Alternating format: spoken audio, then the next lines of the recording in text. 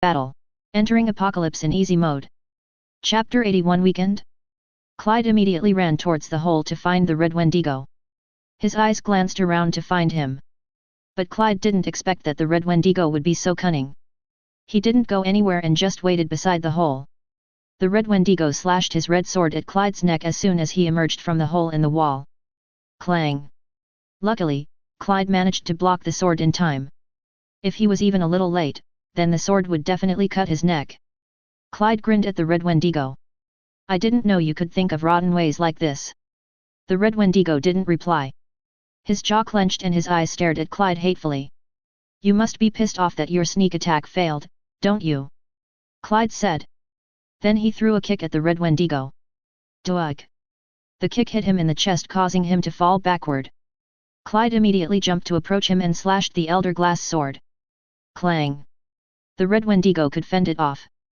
Then they engaged in a fierce battle like before, where Clyde's lightning collided with the red Wendigo's lightning in swift motions that were hard for the human eye to follow. Reedy.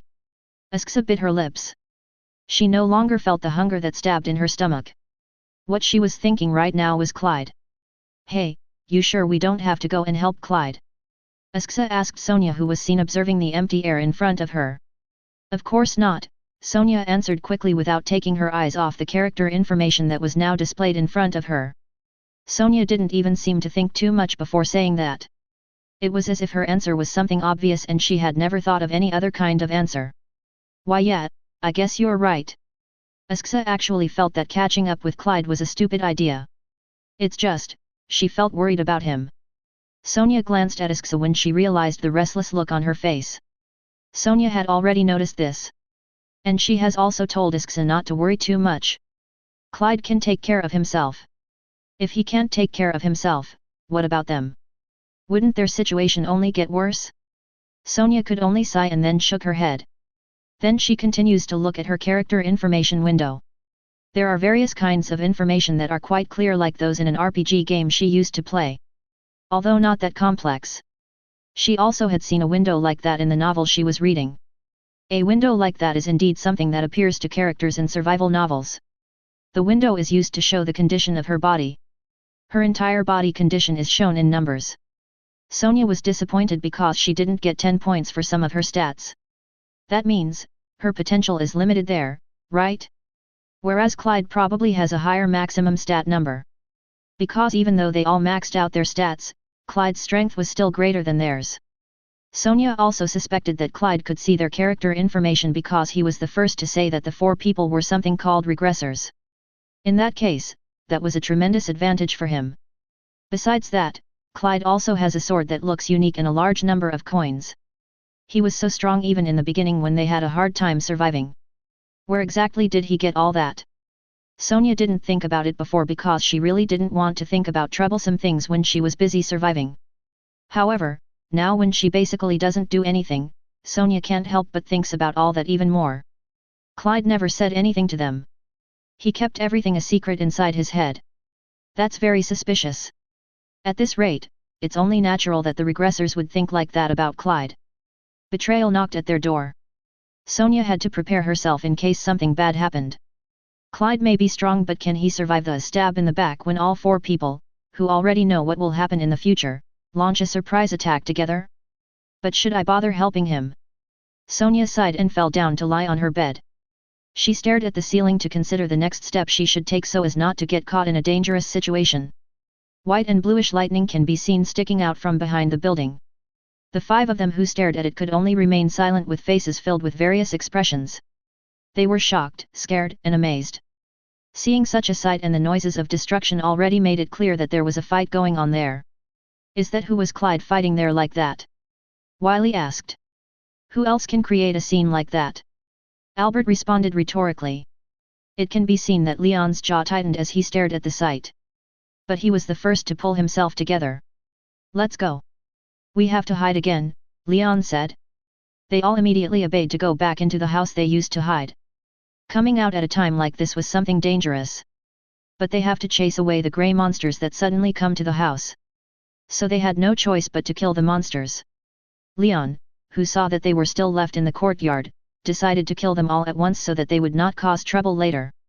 So they all fought the hordes of fast-moving grey monsters outside the house. When they finished killing the grey monsters, they heard an explosion and white and red lightning dancing in the air. Luckily, the place where all that happened was quite far from this house. We gain EXP when we kill them, wouldn't it be great if we went out and hunted those grey monsters? Rosie suggested while eating a piece of bread. All of his friends also started eating again. Their supplies were starting to run low, but the hunger kept coming, so they were quite worried. Especially when they finished killing the monsters, their hunger came again after 10 minutes they had just finished eating. No. Leon shook his head.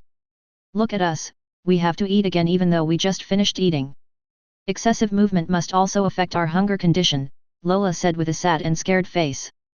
She bit her bread slowly as if she didn't want to finish it quickly. Rosie, who wants to always be stronger, actually wants to keep getting EXP from that monster. Her desire made her forget that now her stomach felt the same hunger as 10 minutes earlier. You're right, Rosie said. Is there no way we can get something now? I don't think so, Albert replied. I guess we should focus on maintaining our own conditions. Albert is right. This hunger can be dangerous and there is still time, Wiley said. But what if the boss shows up later? Rosie asked. That boss must be stronger than before.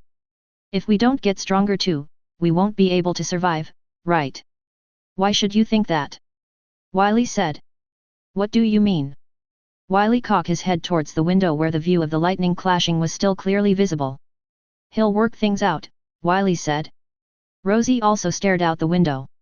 Are we just going to rely on him? Yeah, why not? Wiley replied.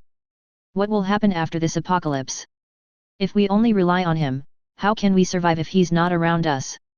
Upon hearing Rosie's words, they stopped biting their bread. It was something they couldn't answer and didn't want to think about. Because it's too frightening. They don't know what the future holds and it's very scary. We don't need to think about that now, Leon said, then continued to eat his bread. No one else replied to his words. They don't want to talk about it anymore. Even though the frightening future is not far ahead of them. It's already the third day. There were only 3 days left for them to see the end of all this. Whether they will die, or meet another end. They won't know before it happens. Buildings and houses became victims of their fight. Lightning flashed with high intensity in all directions, creating a scene as if a disaster was happening. Clyde felt astonished at what was happening this time. He found it difficult to kill the Red Wendigo even though he wasn't a boss. It's not that the monster was so strong that he felt threatened. But that Red Wendigo has ridiculous endurance. Even though Clyde had attacked him many times, he still wasn't dead.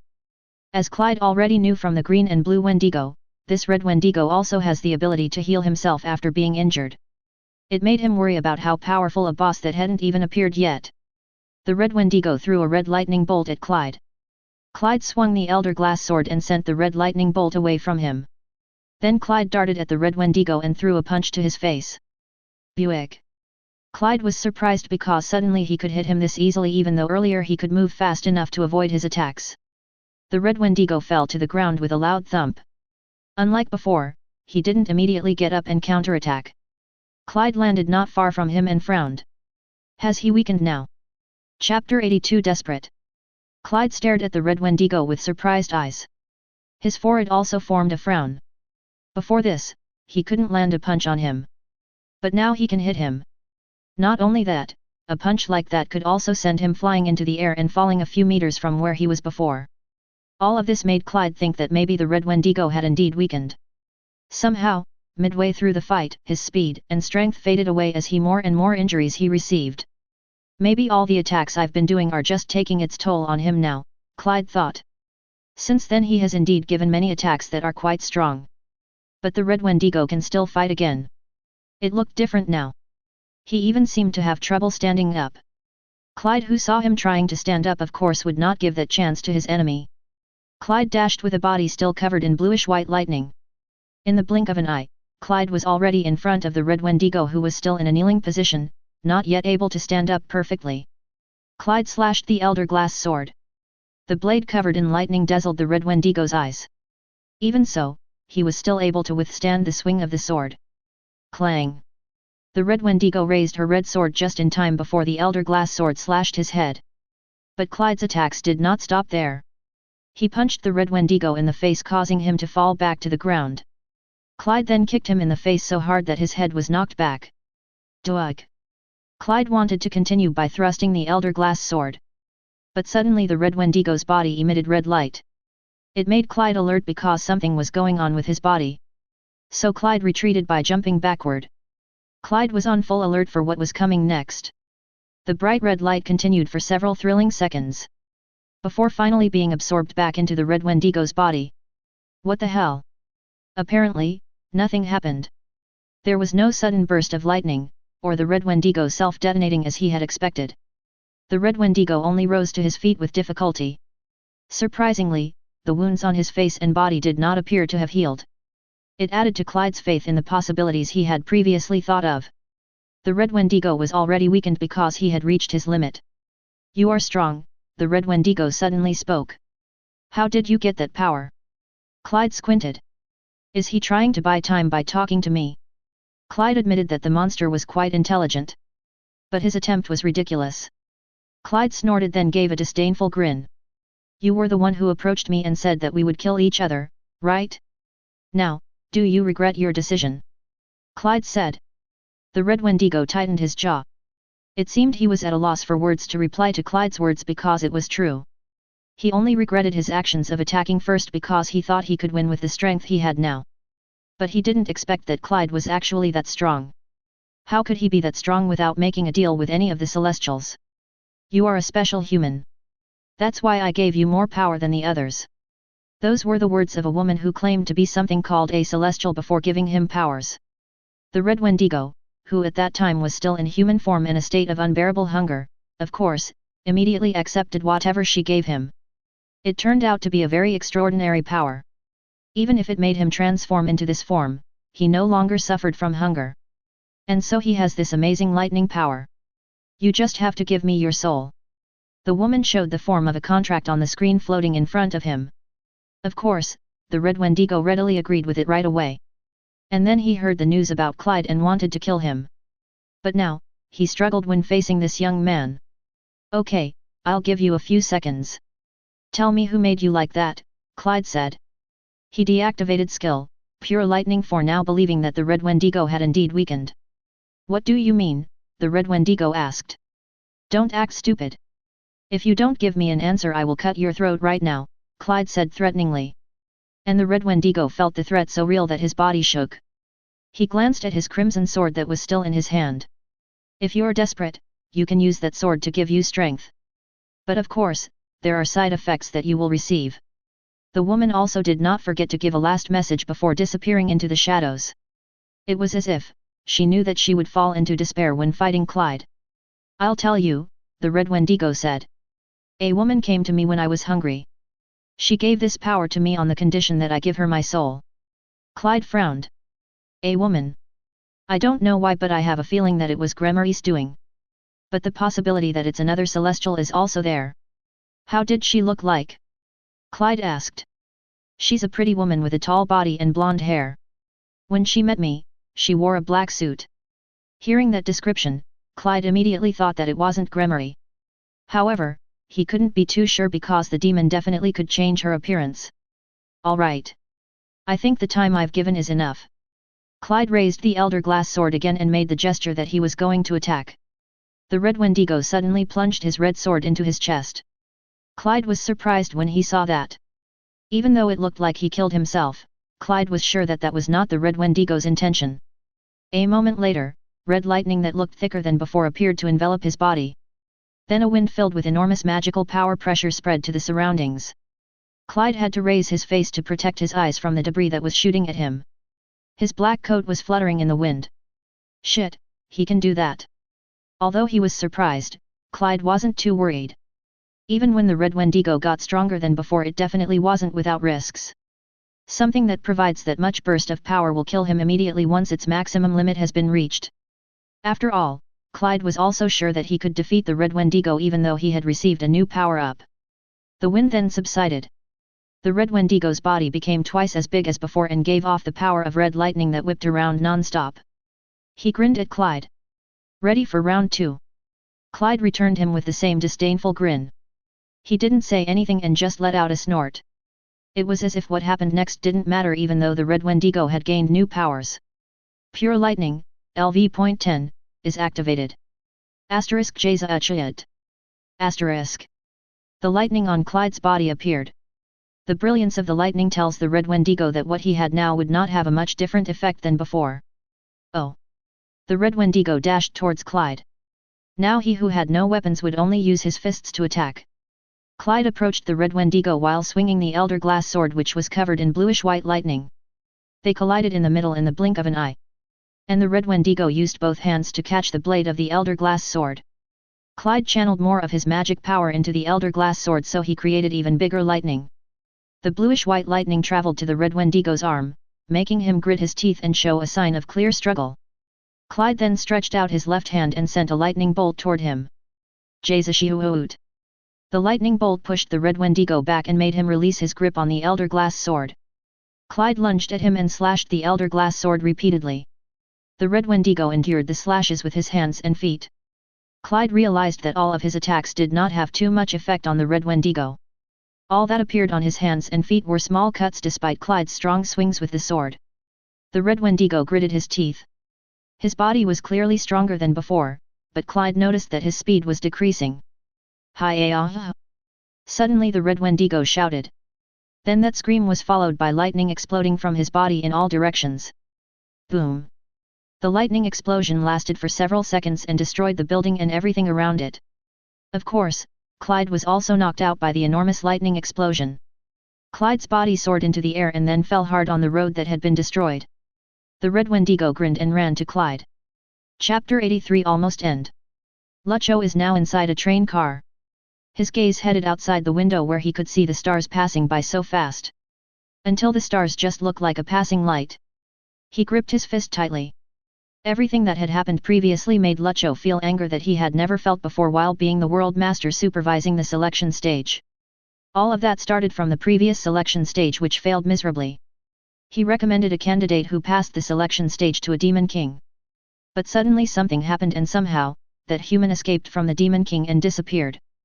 Lucho, as the party that recommended her, must bear the costs incurred by the demon king with his tokens. Because of that he was broke and had to buy a selection stage system which was not much different from the trash. He shook his head while letting out a long breath. Why is this happening to me? Lucci thought as if his bad luck happened in succession. He even got comrades like Agatha here. A world master who, even if she had carried out duties for several hundred years, was still considered a novice. Lucho remembered that she was the cheerful and chatty type of girl before. Everything changed when he tied her to the wall with his chains. Hat. Lucho snorted and chuckled remembering it all. She looked pitiful against the wall. But Lucho has no regrets because that way she can become a quieter and more obedient girl. So she can be easier to control. Fear is indeed the most powerful tool to control. After knowing what would happen to her, Lucho was sure that Agatha would not dare to mess around even if he left her there alone. The train continued without a sound. Lucho's mind drifted again to the figure that caused a stir on the selection stage. Clyde. A name that had reached a place even further than the selection stage because he even attracted the attention of Hermes of Olympus. Again, Lucho's fist clenched tightly. He still hadn't forgotten how he was humiliated at his own selection stage by the servant of Hermes. If he wasn't someone who knew better than to make a bigger mess, he would have beaten the servant to the point where he regretted walking in and disturbing this selection stage on a whim. But all of that only gives a small glimpse of what the future holds, which is not far away. Clyde is an excellent player. He didn't know how he could be that strong. Even Lucho was sure that Clyde had even surpassed the results of the last woman who passed with such amazing results. The same woman he recommended to the Demon King and ran away. I can't let him fall into the hands of another celestial. Lucho intends to have Clyde as his own. Something he had never actually thought of even in his wildest dreams. Lucho wants to compete with the Celestials. The All territory will never be the same again. A sly smile formed on Lucho's face. The reflection of his face looks terrible in the window of the train. But Lucho didn't see the reflection of his face because he was busy staring at the flashing stars while imagining how his plan will work out. In the middle of a large garden, a girl was sitting on the fine grass holding a flower she picked from a collection of hundreds of flowers next to her. The girl sniffed the scent of the flower. Then a smile appeared on her face that described how much she enjoyed the floral scent. The girl had the appearance of a girl in her 20s. Although her actual age is very far from that number. Her hair is light blonde to almost golden. Her eyes are blue and she has pale and smooth skin. Her body shape, which was neither too tall nor muscular, gave her the impression of a fragile cute girl who couldn't even take care of herself. But that couldn't be farther from the truth. She heard the sound of footsteps from behind her. She sighed because the footsteps were headed her way and would interrupt her time enjoying this sight. The footsteps stood right behind her. The blonde girl could feel that the owner of the footsteps hesitated when approaching her. "What?" the girl asked, not trying to hide how annoyed she was. A woman standing behind her flinched and heard that tone. "I-R-M." That girl was indeed known as a very cruel being. Because of that, even she who is her servant is afraid to meet her. "Why, your majesty, I received news that 2 of the 3 soldier candidates are dead," her servant said with her hands clenched beside her body. The girl with bright blonde hair immediately jumped to her feet and turned to look at her servant. "What do you say?" the girl asked with a look of disbelief. Her voice was low, but her servant felt a pressure that made her spine freeze. The servant never received physical punishment or any form of torture. But she already knew how cruel the figure in front of her was when fighting. The aura that the blonde girl gave off was also deadly. Even when she doesn't do anything. "Who can kill them?" the girl asked. "There is a candidate who seems quite strong in the selection stage this time, your majesty." "A candidate? A human?" The servant nodded slowly. What was on the blonde girl's face wasn't just an expression of anger, but also confusion, as if she had heard something like that only once in her life. "You said that human is alone?" the blonde girl asked. The servant nodded again. The blonde-haired girl let out a long breath. "I'll check on that human." After that, the girl with blonde hair walked past the servant. Her strides were long and carried her slender body away swiftly. The new servant could sigh after she left her. She only realized that she was breathing shallowly since her meeting with the blonde girl. "Phew, no one knew an archangel could be so terrifying," the servant muttered after taking a deep breath. She then also left the place. The fight only lasted a few minutes. However, the devastation created by the fight between the 2 of them seemed so great. The clashing flashes of bluish-white and red lightning made that part of the city look like it had been engulfed in a war that had been going on for years. Clyde saw that the Red Wendigo was getting tired. The wounds on his body that took the form of deep cuts began to regenerate more slowly. Clyde knew that his victory would come soon. But he also realized that his magic power had also been reduced a lot. "I have to end here as quickly as possible." The Red Wendigo also seemed to realize that he was in a bad state. He felt pain all over his body starting to give off a great burden. Even so, the Red Wendigo didn't want to die now. Despair from the will to live became enough fuel to make him ignore the pain. So the Red Wendigo kept fighting and fighting. But Clyde certainly wasn't going to sympathize even though he could see the despair and fear in the Red Wendigo's eyes. "Hi-ya-ya-ya!" A loud scream was heard. The Red Wendigo screamed so loudly that it seemed as if his mouth might be split open at any moment. He swung a fist covered in red lightning at Clyde. However, Clyde was able to see the fist coming very clearly because the Red Wendigo's movement had become slow. Clyde jumped sideways so the Red Wendigo's fist shot past him and hit a building. *blar. Boom. The powerful fist accompanied by the red lightning smashed into the building and instantly shattered the walls and pillars. The building collapsed a moment later. Debris spread out creating a white mist that eventually covered the Red Wendigo's view. "I lost him." The Red Wendigo started to fall into a panic because he couldn't see Clyde. So he released a wave of red lightning around in an effort to get rid of all the debris that was blocking his view. But he actually didn't need to bother looking for Clyde because he had come to him. The Red Wendigo's eyes widened as a bluish-white flash of lightning shot toward him. Then he saw the blade of the Elder Glass sword swinging towards him. The Red Wendigo immediately raised both hands quickly, trying to prevent the sword from slicing through his neck. Crot! The Elder Glass sword's blade penetrated the Red Wendigo's skin and sank into his arm. The blade penetrated nearly half of his twice-human's massive arm. KHHGG. The Red Wendigo resisted the urge to scream because of the pain he was feeling in his arm. He saw Clyde grin as if he already knew the end of this battle. Chapter 84 Finishing the Red. This fight will not last much longer. Clyde knew about it, he knew that he was on the winning side of this fight. But the end result is still unclear. So, there is still room for error. I can't let my guard down until this is really over. Clyde continued to channel his magic power into the elder glass sword. The blade continued to welcome his magic power so that the bluish-white lightning became even more intense. Grah! The red Wendigo finally couldn't help but scream from the pain. Moreover, now the lightning also spread throughout his body. All the cuts on his body that were inflicted by Clyde earlier seemed to scream too, adding to his unbearable pain. The red Wendigo looked at Clyde with eyes full of anger and fear that merged into one. I don't want to die here. I cannot. Hi arg. Red lightning exploded from the red Wendigo's body and spread around them. The lightning became thicker and thicker until it looked like a tentacle. Because it was this close, Clyde could look straight into the red Wendigo's eyes. He saw that despair and desire to live on, along with the fear of dying, which is also no less clear. But Clyde of course knows who should be his priority now. Between the red Wendigo who is afraid of death and falls into the despair of a creature who wants to survive, and his own survival, Clyde didn't take long to make a decision. Of course, he wouldn't think that the monster's life in front of him was more valuable than his own. Even so, Clyde felt the last effort of his enemy. All these red lightning flashes managed to cause him to feel pain. He felt pain on his face from the lightning strike. Blood started flowing down his cheeks and forehead because of the lightning that the red Wendigo released.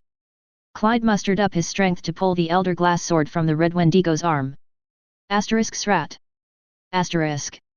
The sword was pulled out accompanied by a splash of blood, which was very painful for the red Wendigo. That kept him from reacting quickly enough to what Clyde did next. Clyde thrust the elder glass sword into the red Wendigo's chest. The sword pierced through his heart effortlessly and sent lightning bolts to spread throughout his internal organs and destroy them instantly. The red Wendigo's internal organs were now in a mess. Everything was burned by Clyde's lightning. The red Wendigo spat out a profuse amount of blood from his mouth. Blurg! His eyes were bloodshot red. Blood not only flowed out of his mouth but also from his nose and ears. It seems Clyde's lightning has also spread to his brain. Clyde then drew the elder glass sword. He saw that the red Wendigo was helpless. His eyes are empty from pain and despair. So Clyde knew that this is an opportunity to end it immediately. Clyde caught the pleading look of the red Wendigo one last time. But his feelings didn't change. Clyde only returned the pathetic pleading gaze with his cold eyes with no empathy. It was then that the red Wendigo realized that his efforts had been in vain and that his life would truly end now. **Crot. The red Wendigo saw his vision rotate rapidly. Then fell on the shattered ground. He could still see Clyde with lightning all over his body that was starting to subside. But it wasn't long before his visions were completely black. Clyde stared at the red Wendigo's head that was lying not far from his body. Even though the pair of eyes on the head were still wide open, there was already no life left in them. Clyde looked up at the cloudy sky again. Cloud suddenly came sometime when he was fighting fiercely just now. Now the battle had ended with the result he had expected. Although the difficulties that Clyde had to face were indeed higher than before. He breathed into the air. Now that everything was over, Clyde could only feel that he was quite tired. So he walked to the terrace of a building and sat leaning against a wall that was still intact. He glanced to his right and left to check his surroundings before he decided to relax his attention to rest for a bit.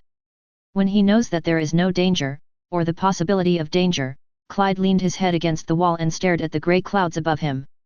It was then that the notification of a successful personal request appeared. 3. The red Wendigo killed, 1/1. Clyde breathed a sigh of relief because finally all the personal requests from Demon Duchess Gremory had been completed. That meant he could get 3 questions from the Demon Duchess, which would obviously be the most valuable information he could get in this apocalypse. On the other hand, the girl with blonde hair was staring at the monitor with eyes burning with anger. Brack! She slammed her fists into the table in front of her. Her teeth gritted tightly. Damn human! How dare he kill my soldiers! The girl cursed despite her real identity. She is an archangel, yet she emits an aura that is said to be more terrifying than a demon. Even though she was angry at the figure of Clyde who had just finished killing the 3 humans, the souls she had taken to become her soldier, the blonde-haired girl still felt curious about him. How could an ordinary human do that? She saw how the battle was going since a few minutes ago. Even though she didn't see everything from the start, she could still see how the fight was going and measure how strong Clyde was. What she saw was very shocking because she had never known a human who could have such strength to defeat her would-be warrior. No, it was all strange from the start because that guy obviously didn't find the 3 of them by chance. Coincidence only happened once. But the men found the three of them successively. It was as if he deliberately hunted them. How did he find them? An ordinary human would not have been able to know that there were three humans that he had turned into monsters specifically to become her warriors. She had paid a lot to the selection stage creators to enter the selection stage and made three humans, players, into her warrior candidates. And the different types of monsters that are created due to her contract with them will be mentioned as hidden pieces in the selection stage. Nobody should know about that. Some world masters might know about it, but they wouldn't do anything about it. They couldn't possibly be willing to go against her who was a powerful celestial. Then her forehead wrinkled because she realized one thing. The party that could find out about his plan and decided to do something about it. Was that the doing of a demon? The girl's voice trembled with anger. Her fists were clenched so tightly that her knuckles turned white. Right. It must be them. The only force that would know something about the hidden piece he placed on the selection stage and decided to destroy it would be the demons. The girl's red eyes stared back at Clyde's figure, who was still sitting looking up at the sky. Those red eyes seemed to be lit by the fire burning in them. What should I do about him? She wondered to herself. Should she kill him who messed up her plans? Or she could persuade him to join her warrior ranks. With strength like that, it was obvious that he would make a very strong warrior. After all, that man must only be instigated by unreasonable offers from any demon who encounters him. Yes, humans don't know anything. So, he only carries out the orders given to him. With the always tempting and ridiculous rewards from the demons, the blonde girl could understand that the man wouldn't be able to refuse. If I can come up with something even bigger, then he will definitely switch to my side. So with that, it was decided that she would visit Clyde. The blonde-haired girl stood up from the chair and went straight out of the room to gather her servants. I think it's time to move on. It's enough rest. Clyde stood up and patted the dust off his pants. There is still another personal request that must be completed. The time seemed to have entered noon. The time he spent fighting the Red Wendigo wasn't that long. But he felt that he had been fighting for several whole days. His magic power must have decreased a lot from continuing to use skills non-stop. Because of that, Clyde intends not to use skills anymore to complete Agatha's personal request. After all, today wasn't over yet and he still had to fight a boss that would obviously give him a higher difficulty than the Red Wendigo. Chapter 85 Good Rewards. Asterisk Srot. Asterisk. Asterisk Srot. Asterisk. Asterisk Srot. Asterisk. Slash after slash happened. Grey bald heads flew and fell on the floor of the buildings. 1 kill 1000 Wendigos. 980/1,000. Phew. Clyde exhaled. By now he had killed so many Wendigos that he had lost count. But luckily he still had a window guiding him. 980, hey. Clyde nodded. Just 20 more and I'll complete it. He didn't find this task troublesome at all. Because he will also get a good reward. Besides that he will also get EXP, added by skill, EXP plus, so, he has nothing to lose. Now he was level 73. Unfortunately, he couldn't use stats or skill points anymore. That's a really stupid rule. So Clyde runs to find Wendigo again to finish his target. The figure watching his every move was still behind him. Clyde didn't know how long he or she would hide. But if Clyde were them, he would also hide considering the situation around him. Clyde finally found the Wendigos under the subway station just like the first time he found them. So he continued his slaughter process until finally the target he had to achieve was completed. Once again Clyde breathed a sigh of relief and walked upstairs. It was now noon and the clouds were getting thicker. It didn't take long before water droplets started to fall from the overcast clouds and hit Clyde's face. He immediately took shelter back to the subway. Maybe I should stay here for a while, Clyde muttered. He sat down and leaned against the wall. The atmosphere becomes peaceful. But this peace felt so strange after all that had happened, and all that was going on around him. Perhaps he had killed too many Wendigos for the neighborhood to be deserted. Realizing that this was the right time, Clyde took the necklace that Gremory gave him. How do I call her? As soon as Clyde finished muttering those words, the necklace gave off a faint, dark pink glow. Even so, Clyde could still see the light clearly. Clyde shrugged. I think I've succeeded in summoning her. A moment later, something appeared at the bottom of the subway stairs. It looked like a cube with transparent pink and black colors. The cube is large enough for 2 adults to fit in it. Then Clyde heard a woman whisper behind his ear. Get in. Clyde jumped and grabbed the handle of the elder glass sword by reflex. Who are you? Clyde asked sharply. Don't ask too many questions and quickly enter the cube. I am a servant of Duchess Gremory, the whispered voice from an invisible figure replied. Hearing Gremory's name, Clyde immediately nodded and walked towards the cube. But he didn't let down his guard. Clyde walked through the side of the cube. He was still in the subway. It's just that now there is a transparent wall that separates it from the outside world. Then a woman dressed in tight black appeared in front of him. Clyde immediately knew that she had something to do with Gremory from her appearance. She wore a veil that covered her hair, nose, and mouth, leaving a pair of sharp eyes staring at Clyde with a sensual impression. Clyde didn't say anything. Instead, he waited for the woman to introduce herself to him. My name is Nimue, the woman said. I am here to represent Duchess Gremory. Why didn't she come herself? Clyde asked. The Duchess can't come here often.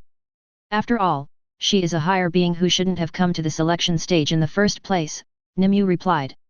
Clyde snorted. Okay. Whatever. I've completed her personal request so I can get answers to 3 questions. Yes. I have received a message from the Duchess to answer 3 of your questions. Clyde frowned. I'm not so sure. You're not Gremory. Can I really trust you? As I said, I am the servant of the Duchess. I will not betray you and tarnish her reputation. Although unsure, Clyde saw no other alternative he could do. So he decided to accept this answer from Nimue. But, I'm curious, Nimue said. How did you become that strong? As far as I know I'll be the one asking, Clyde replied. Nimue gritted her teeth. But it was not visible because her lips were behind her veil. You're right, Nimue asked. Please, tell me your question. First, I'll ask what exactly this apocalypse is. Nimue bit her lip uneasily. In the end, she still felt very reluctant to tell Clyde the real answer. She encountered unimaginable hardships when she entered the selection stage. Answering Clyde's question will greatly benefit him in this selection stage. Nimue felt it was unfair. Even though this was an order from Duchess Gremory which she served with all her heart. Nimue finally sighed and decided to answer her question instead of having to disobey her master. This apocalypse is a selection stage, Nimue answered curtly. Clyde squinted suspiciously and his jaw clenched. Is this woman trying to play me? Clyde sighed because he would have expected a bad answer, as he had expected from a demon kind. Saying that this is the selection stage without explaining anything just leads to another question, which in the end will use up all the opportunity questions he has. Clyde snorted. But he didn't say anything to comment on the situation and the behavior shown by this demon in front of him. Alright. I'd better ask about how to pass this selection stage properly. While Clyde was struggling to contain his frustration, Nimue looked up at him with a sly smile on her lips. Yet because her lips were covered by a veil, Clyde would not be able to see it. How to defeat the outer god on the 5th day? Clyde immediately said his question without saying anything about Nimue's vague answer just now. Upon hearing that question, Nimue nodded her head. She had expected that Clyde would ask about it since he had heard about it from the World Master just now. Nimue realized that she had to get Clyde to side with her master. Because of that, she couldn't go too far with him by only giving short answers. You should get something called the Nightmare Orb, Nimue replied. The orb is in a treasure box, which you will get on the 4th day. Tomorrow. Clyde was a little surprised because Nimue suddenly answered his question with a little bit of detail. But to minimize mistakes, Clyde didn't question it any further. He was just glad he got such a good answer. What happens after this thing called the selection stage? Instead, Clyde immediately asked the next question. You will be transported to a place called the All Territory. That answer made Clyde frown. The All Territory. Clyde could tell from Nimue's eyes that she wasn't going to give any more answers than this. He could only sigh in disappointment. Yeah, at least I found a way to kill the outer god without signing a contract with Lucho. Other than that, he only got 2 names from this event. Apocalypse, which turns out to be a selection stage, which means they are being selected for something. Then after the selection stage ended, he would go to a place called the All Territory. Clyde didn't know what kind of place it was, but he had a hunch. It is likely that the results of this selection will determine my place in the All Territory. Clyde gave Nimue a curt nod and prepared to get out of the cube. Because all the questions have been exhausted, so he has no more business with her. However, Nimue stopped him by saying something surprising. Because you've done such a good job, Duchess Gremory gave you a very good reward as well. The answers we give to your question are very limited. So, the Duchess has given you another reward. Oh. Clyde looked interested. Nimue stretched out her hand towards Clyde. Suddenly in front of Clyde's eyes appeared a window with Gremory's signature pink and black color. Demon Duchess Gremory's gifts. 1 Demon Essence, Grade A. 2 Skill, Hacking, LV.1. 350,000 coins. Clyde's eyes widened and his lips parted slightly. What Gremory gave him was extraordinary. Clyde didn't know what Demon Essence and Skill, Hacking were for. But it's a good thing. Even better, before Clyde asked, Nimue had already given him an explanation. That Demon Essence is one of the materials you can use to upgrade your Elder Glass Sword. And Skill, Hacking will be very useful to you in the next chapter. Then as for coin, I don't think I need to tell you anything about that, do I? You gave all of this to me? Clyde asked. Not me. The Duchess gave it. Okay. Clyde nodded. This is quite a reward. May I know what the 3 different colored Wendigos really are? Nimue smiled behind her veil. They are humans who gave their souls to a celestial who became the enemy of the demon kind. What you have done has thwarted the celestial's plan to get a new warrior. Chapter 86 Little Answers. Warriors. Clyde asked the question that suddenly appeared in his mind. Does that mean there will be, or already happen, some kind of war between the celestials? Nimue tilted her head to one side. I seem to have said too much. Well, it's fine since I got permission from the Duchess. This conversation with Nimue only provoked more questions for Clyde. But he knew that he could no longer ask. So Clyde chose to remain silent. I think that's enough for now. I can't tell you anything anymore, Nimue said. You can leave now and this cube will disappear. Clyde only replied with a small nod. Then walk out of the cube. Until we meet again, Clyde. That's what Nimue said before Clyde got out of the cube. When Clyde was completely out, the cube immediately disappeared without a trace as if it had never been there. His mood is now much better because he got a very extraordinary reward. Demon Essence to upgrade the Elder Glass Sword, a skill, and an enormous amount of coins. Even if he didn't get the answers he wanted, at least he got all of that. It seems she really didn't want to give me a clear answer from the beginning. Clyde shook his head wearily. He shouldn't have his hopes too high that he would get everything he wanted from a demon. But he managed to come up with one answer that seemed to be the limit Gremory could give him. That is, the way to defeat the outer god on the 5th day. I don't need to sign any contract with Lucho. Clyde came out of the subway station and walked towards the direction the motel was located. He had expected that many questions would come his way once he returned. And that would be really annoying. He sighed as he continued walking. What lies should I tell them? The train finally stopped at a station. As soon as the door opened, Lucho immediately stepped out. There was only himself getting off the train. Because it's rare to use the train at this time. This is an unnatural thing. Therefore Lucho's arrival here was something that might come as a surprise to all who saw him. When he came out of the station, what greeted him was a cityscape that seemed to have come out of a movie and a science fiction book that told about the utopian achievements of the future human being. The towers are smooth with no glass windows. At least that looks from the outside.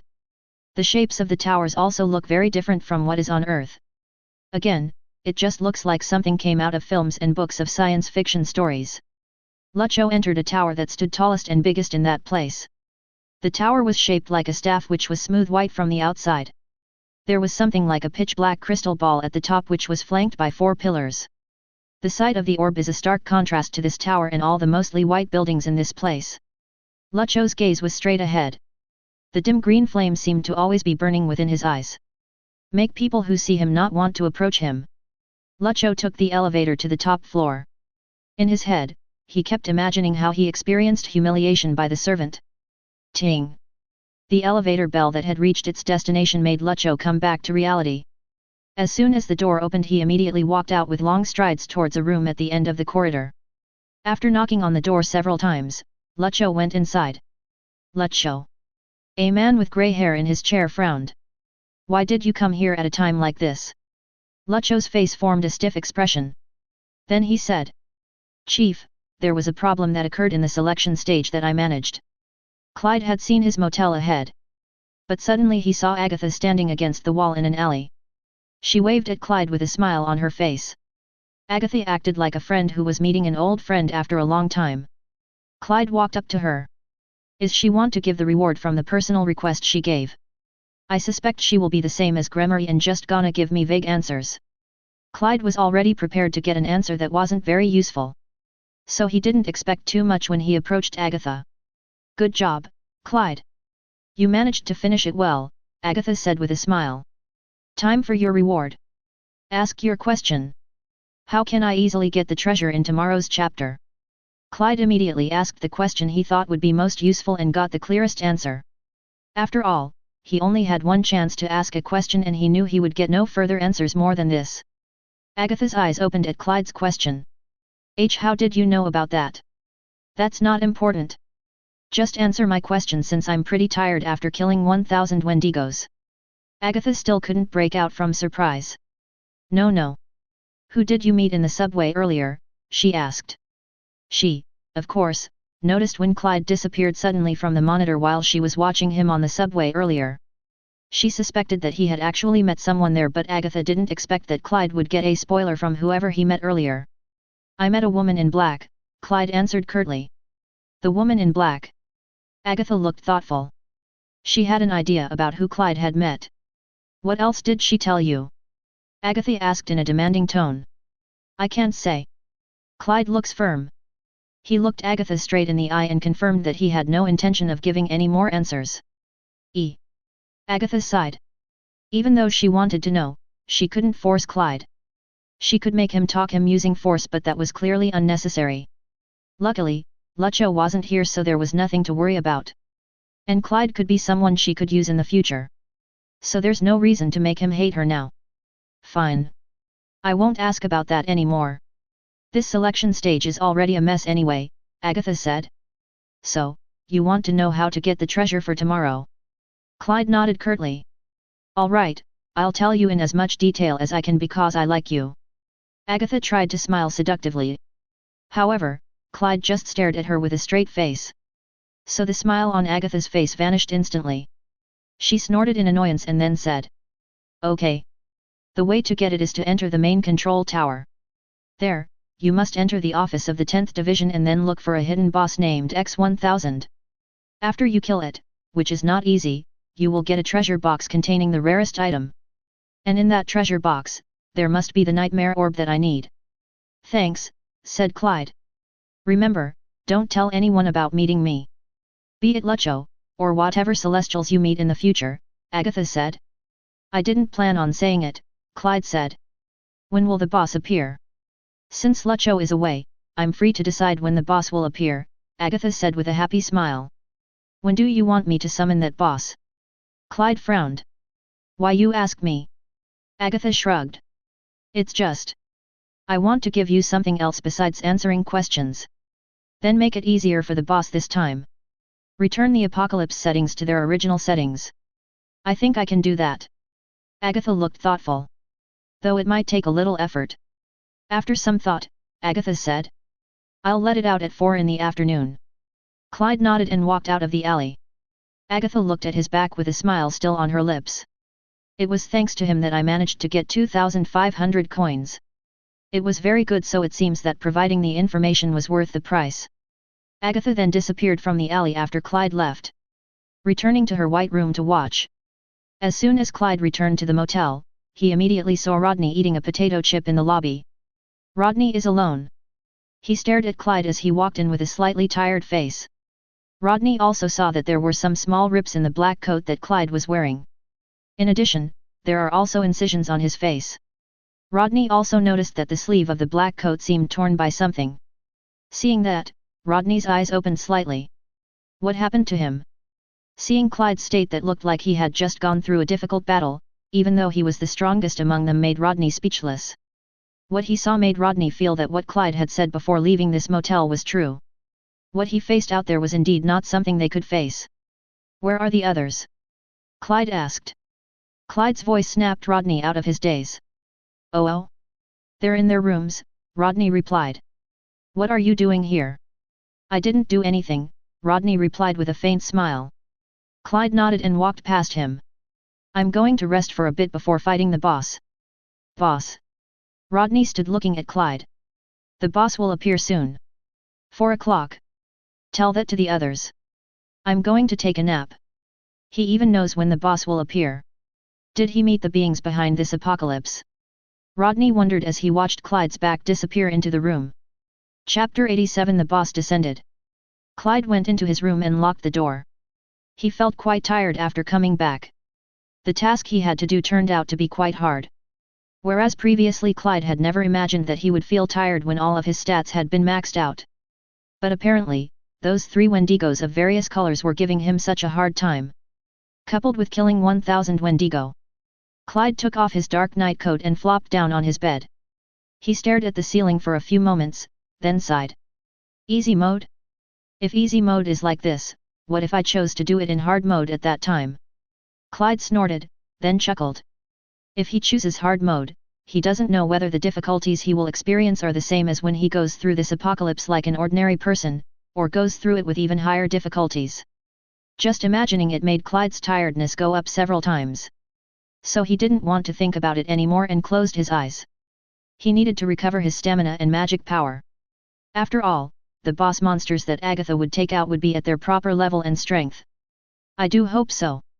But Agatha said that it was still quite difficult for her. So, how strong the boss monster is still unknown. Clyde only hopes that Agatha succeeds in setting this apocalypse selection stage to return to its initial settings. That way, he could allow the rest of the group members to kill the boss and gain EXP. The white-haired man behind the table stared at Lucho with a stiff face. That face full of wrinkles, but still exuding extraordinary charisma, was the face of the leader of all world masters. A man who has seen much in many worlds, Luther. You want to add more security to your current selection stage system? Luther asked with a look of disbelief. You know that's impossible other than by buying a new system. I know there is another way, Chief, Lucho replied. Luther didn't change his expression and kept looking at Lucho with the same eyes. Please lend me the Guardians, Lucho said. Luther shook his head. No, I can't do that. Chief, like I told you before. Celestials are going in and out and interfering with my selection stage process. As a world master, you should understand how I feel. You know how Celestials are. They always underestimate us. That's why we have a selection stage system to prevent them from doing that, Luther said calmly. Lucho slumped back in his seat. You know I don't have enough funds to buy a good system. And whose fault was it? Luther shot back. Lucho could only remain silent and gritted his teeth. Listen, Luther said. I know how you feel. But right now there is conflict in the Far East. The Guardians are on guard there for the worst-case scenario. But until now nothing happened, right? Lucho said. I need them more now, Chief. Luther sighed. Lucho is a very talented world master and always shows great results.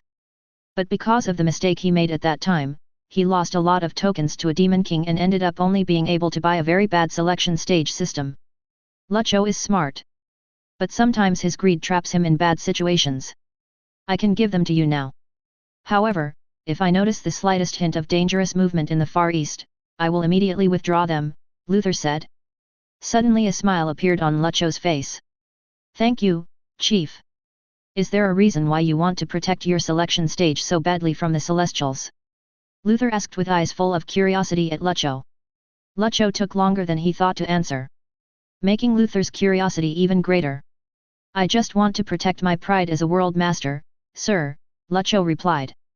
Do we as world masters need another reason to prevent those Celestials from acting as they please? Luther did not say anything to reply to his words. He just stared at Lucho with the same eyes. All right, I won't bother you for too long. Lucho stood up from the chair. I'll take my leave right now. I thank you once again, Chief Luther. Lucho bowed respectfully to Luther. Yeah. You may leave now. But remember, I will immediately call the Guardians over when I see things getting the slightest bit dangerous in the Far East.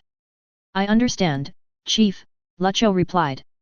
After seeing Luther nod, Lucho turned and walked towards the exit. Luther was certainly not stupid. Lucho wouldn't act until he had come this far and asked him to deploy the Guardians if there wasn't something very important on his selection stage. Did he find a good player again? Luther muttered with a confused look on his face. Then he snorted. That kid has always been ambitious. I hope he doesn't make the same mistake. The boss appeared at the time promised by Agatha. Clyde wakes up with the usual loud alarm sounds that herald the appearance of a boss. Clyde felt very heavy leaving the arms of his bed. This felt like the old time when he still felt too lazy to go to school on cold mornings. Or the morning after he stayed up all night playing games. But not like before when he could choose to just skip classes. Now if he didn't wake up, he would suffer immeasurable losses. Even though he was sure that he wouldn't die, sleeping while a boss monster appeared was just stupid. So Clyde forced his body to get up. After sleeping for a few hours, Clyde felt that his body had become much better. He also felt that the magic power within him had recovered. After finishing stretching, Clyde put his dark night coat back on, which was torn at the arm, and took out the elder glass sword. Clyde stared at the sword. Do I have to upgrade this sword now? But Clyde thought again, considering the performance of this sword during the time he fought against 3 Wendigos of different colors, and killed 1,000 Wendigos, he didn't feel the sharpness of this sword diminish one bit. Maybe I can do it some other time. Clyde shrugged and put the elder glass sword at his waist. After that, he left the room. Outside, all of his group members were already standing with stiff faces filled with anxiety while staring outside. As soon as he came out of the room, everyone immediately stared at him. Are you all right? Asksa immediately asked with a worried face. Clyde nodded. I'm all right. You don't need to worry. Where exactly were you? Sonia asked. I'm hunting Wendigos and trying to do something to bring this apocalypse back to its original setting, said Clyde. After he said that, everyone looked at him with confused faces. You don't need to know the details.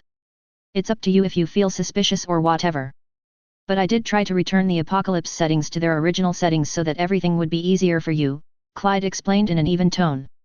Doesn't seem to care what they think of him. So, are the settings back now? Mona asked again. Clyde sighed. I hope so. Although, actually I'm still not sure. Agatha just said that she would try, and she also said that it would be quite difficult. Whatever it is, it's no use being here now, Rodney said. In the end we have to fight and kill that boss, right? They all agreed with Rodney's words. So they went out feeling anxious. Chapter 1, Unbearable Hunger. Progress, a mysterious creature has appeared from another world. Kill the creature before it devours everything. Objective, the mysterious creature is a boss by the name of the Devourer. Kill the boss to complete Chapter 2. A notification appeared before their eyes. Then a black vortex hole appeared in the cloudy afternoon sky. The already dark sky was now even darker. Apart from that, it started raining and the wind was blowing. A storm will come to accompany their fight with the monster. That's it. Reed said through trembling lips. You know what it is? Clyde asked. According to the name. It's called the Devourer. A monster that will devour everything if we don't defeat it, Rodney replied. How to beat it? Clyde asked. The monster will open its mouth when the time comes. And then, it will expose the most vulnerable part of its body, its heart, Rodney said. Tentacles emerged from within the black vortex in the sky. Then a strange-looking body appeared. The monster's body seemed to consist only of black and purplish clumps of tentacles of various sizes that moved rapidly. There was a large yellow eye above its body. Those eyes also moved like a predator looking for prey. The size of the monster's body is also quite large. It's so big it could almost swallow a building. The monster's mouth is at the bottom of its body, Rodney said. Unfortunately, there is no specific time when it opens its mouth. So, we can only rely on luck. Grrrrrrhhhh. The monster let out a deep and terrifying growl. The growl was so big that it created earthquake-like vibrations that shook buildings. Once the monsters had fully descended into this world, Clyde walked over, ignoring their worried calls. Inspection, LV3, is activated. As soon as Clyde used his skill, information from the monster appeared immediately. Monster information. Name, the Devourer. Affiliation, Abyss Monsters. Level, 40. Skill, Devour, LV.5. Stats, Strength, 5, Stamina, 5, Agility, 0, Magic Power, 5. Weaknesses. Affinity, Darkness. Rating, A, Very Happy Face. Chapter 88. Begin the fight. Clyde grinned after he see the information about the monster. It turned out that the monster was not as strong as its dreadful appearance. Maybe it's because Agatha has managed to restore the setting of this apocalypse, selection stage, somehow. Maybe because all the parties that previously messed up the setting were no longer interested and left here after seeing what happened to Clyde. There was a man who claimed to be a servant of a god, then Nimue who claimed to serve Gremory, then the two world masters who schemed behind each other's backs. All of that might make anyone who wants to mess up the settings so no longer interested in doing so. Because they saw that many other parties were approaching Clyde, there was no point in messing up the settings anymore since Clyde was clear that he would be strong enough to go through everything. Or is there another reason I missed I didn't know? Anyway, it doesn't matter anymore. Clyde turned away from the monster and walked again towards the other. This time, you guys can take care of the monster without me, Clyde said. Of course, his words surprised them. What do you mean? Sonia asked. This monster is only a level 40 monster. That answer had given them everything. They were all between levels 32 to 35. And there were 6 of them. So you can indeed see the information of the monster, Rodney said. That's why you can tell that the 4 of us are regressors. Clyde just nodded. Now that doesn't matter. You guys have to fight him to get the EXP. Reed drew his sword from its scabbard and said. If it is a level 40 monster, we can easily finish it off and get revenge for causing us trouble that time. They all saw Reed's spirit which represented how the regressors felt. Sonia and Isksa also felt calm seeing the 4 of them have such enthusiasm. And there's no reason to doubt the information Clyde provided. They had guessed that Clyde could indeed see information from a monster or a player. So, his words just prove everything. So you're not going to fight? He asked. I don't want to be greedy and take all that EXP, answered Clyde. His answer made them all think that Clyde's level was already so high that he didn't want to bother looking for EXP anymore. Actually, what did Clyde do until he could reach such a high level to hand over the EXP of a boss which would definitely be huge? What are you waiting for? Clyde asked. Go kill it. Rodney shot Clyde a look full of obvious envy. Just what has he done and how did he get his insane powers? But now Rodney knew it was pointless to think about it. He stared ahead where the devourer was hovering with tentacles waving disgustingly. All right, let's kill it first, said Rodney. I'll be in charge since I'm the only one of us who's ever killed it. There's nothing to complain about that. The regressors saw for themselves that Rodney was the one who killed the monster first. Even though it might just be down to luck, but at least he was the one who knew how to deal with that monster the best. The 6 of them walked closer to the monster. But Isksa stopped in front of Clyde and looked at him with a look that confused Clyde. What? Clyde asked. Are you okay? I didn't have time to ask how you were because you fell asleep right away and didn't want to disturb you, said Isksa. Clyde blinked rapidly a few times. Clyde could see the worry in Isksa's eyes. You don't need to worry about me. I'm fine, Clyde replied in an even voice. However, in his heart, he felt a strange feeling again. Only this time someone looked at him with worried eyes that seemed sincere. Was it because she was really worried, or was it just his thought? Clyde didn't understand. Isksa smiled faintly at him. That's good to know. Then, I'll go with the others to fight that monster. Isksa walked after the others toward the monster. Clyde stared at her back from behind. Right now, Isksa's back looks straighter than before. Her body is indeed small but something makes her appear bigger. From the look on her face, Clyde could see a calm face that was previously only filled with fear and anxiety. I think she's feeling better now. Clyde doesn't know how or when Isksa changed. He didn't realize it was because he was rarely with them and preferred to go alone. Grrrrrrhhhhhh. The devourer, that monster, let out a growl that seemed to shake the world once more. Now its tentacles are many times longer than before. The large yellow eyes that were at the top of the mass of tentacles moved very slowly and finally stopped after spotting 6 people approaching it. Clyde did say for them to fight the monster with their strength. However, he couldn't possibly be reckless. Everything may seem to be going well now. But no one will know what will happen when the fight starts. Something could go wrong, so Clyde couldn't relax before the monster really died. Or before the day ends. The rain fell as they dashed toward the monster. Rodney took the lead and jumped over some collapsed buildings. The others followed behind him. As usual, Sonia and Isksa were at the back. But Sonia is no longer as protective of Isksa as she was before. She is the one who spends the most time with her, so Sonia knows that Isksa is much stronger than before. She was no longer a whiny girl who could only hide and cry. Cover our back, Sonia said to Isksa. Isksa just nodded briefly. When she do that, Sonia could see the look on her face and eyes that showed determination. Seeing her, Sonia was sure that Isksa would be fine. So she can focus on attacking. It's coming. The sound of Rodney's scream from the front made Sonia and Isksa alert. When the two of them looked ahead, they saw black tentacles shooting toward them. They immediately scattered in all directions to avoid it. The tentacles hit the building and the ground behind them.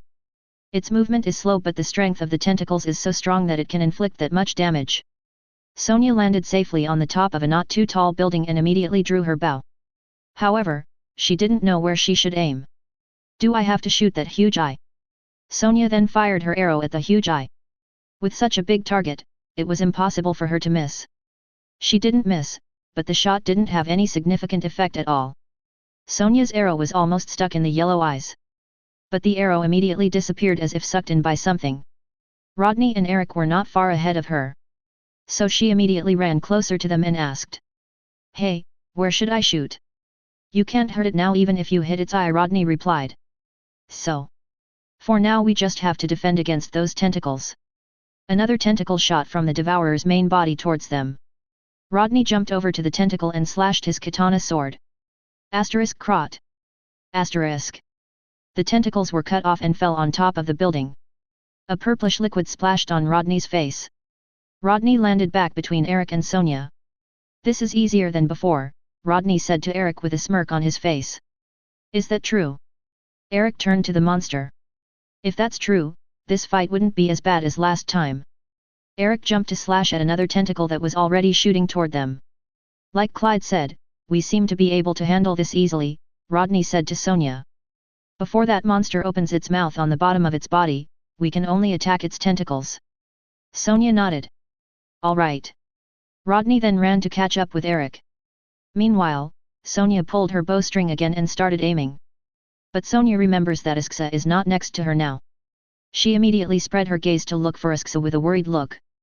But it turns out she needn't have worried. Across the other building, Isksa is healing Mona, who seems to have a wound on her arm. Isksa's face no longer looks scared. She seemed so focused on healing Mona. Not long after, Isksa nodded as if to say that she had finished healing her.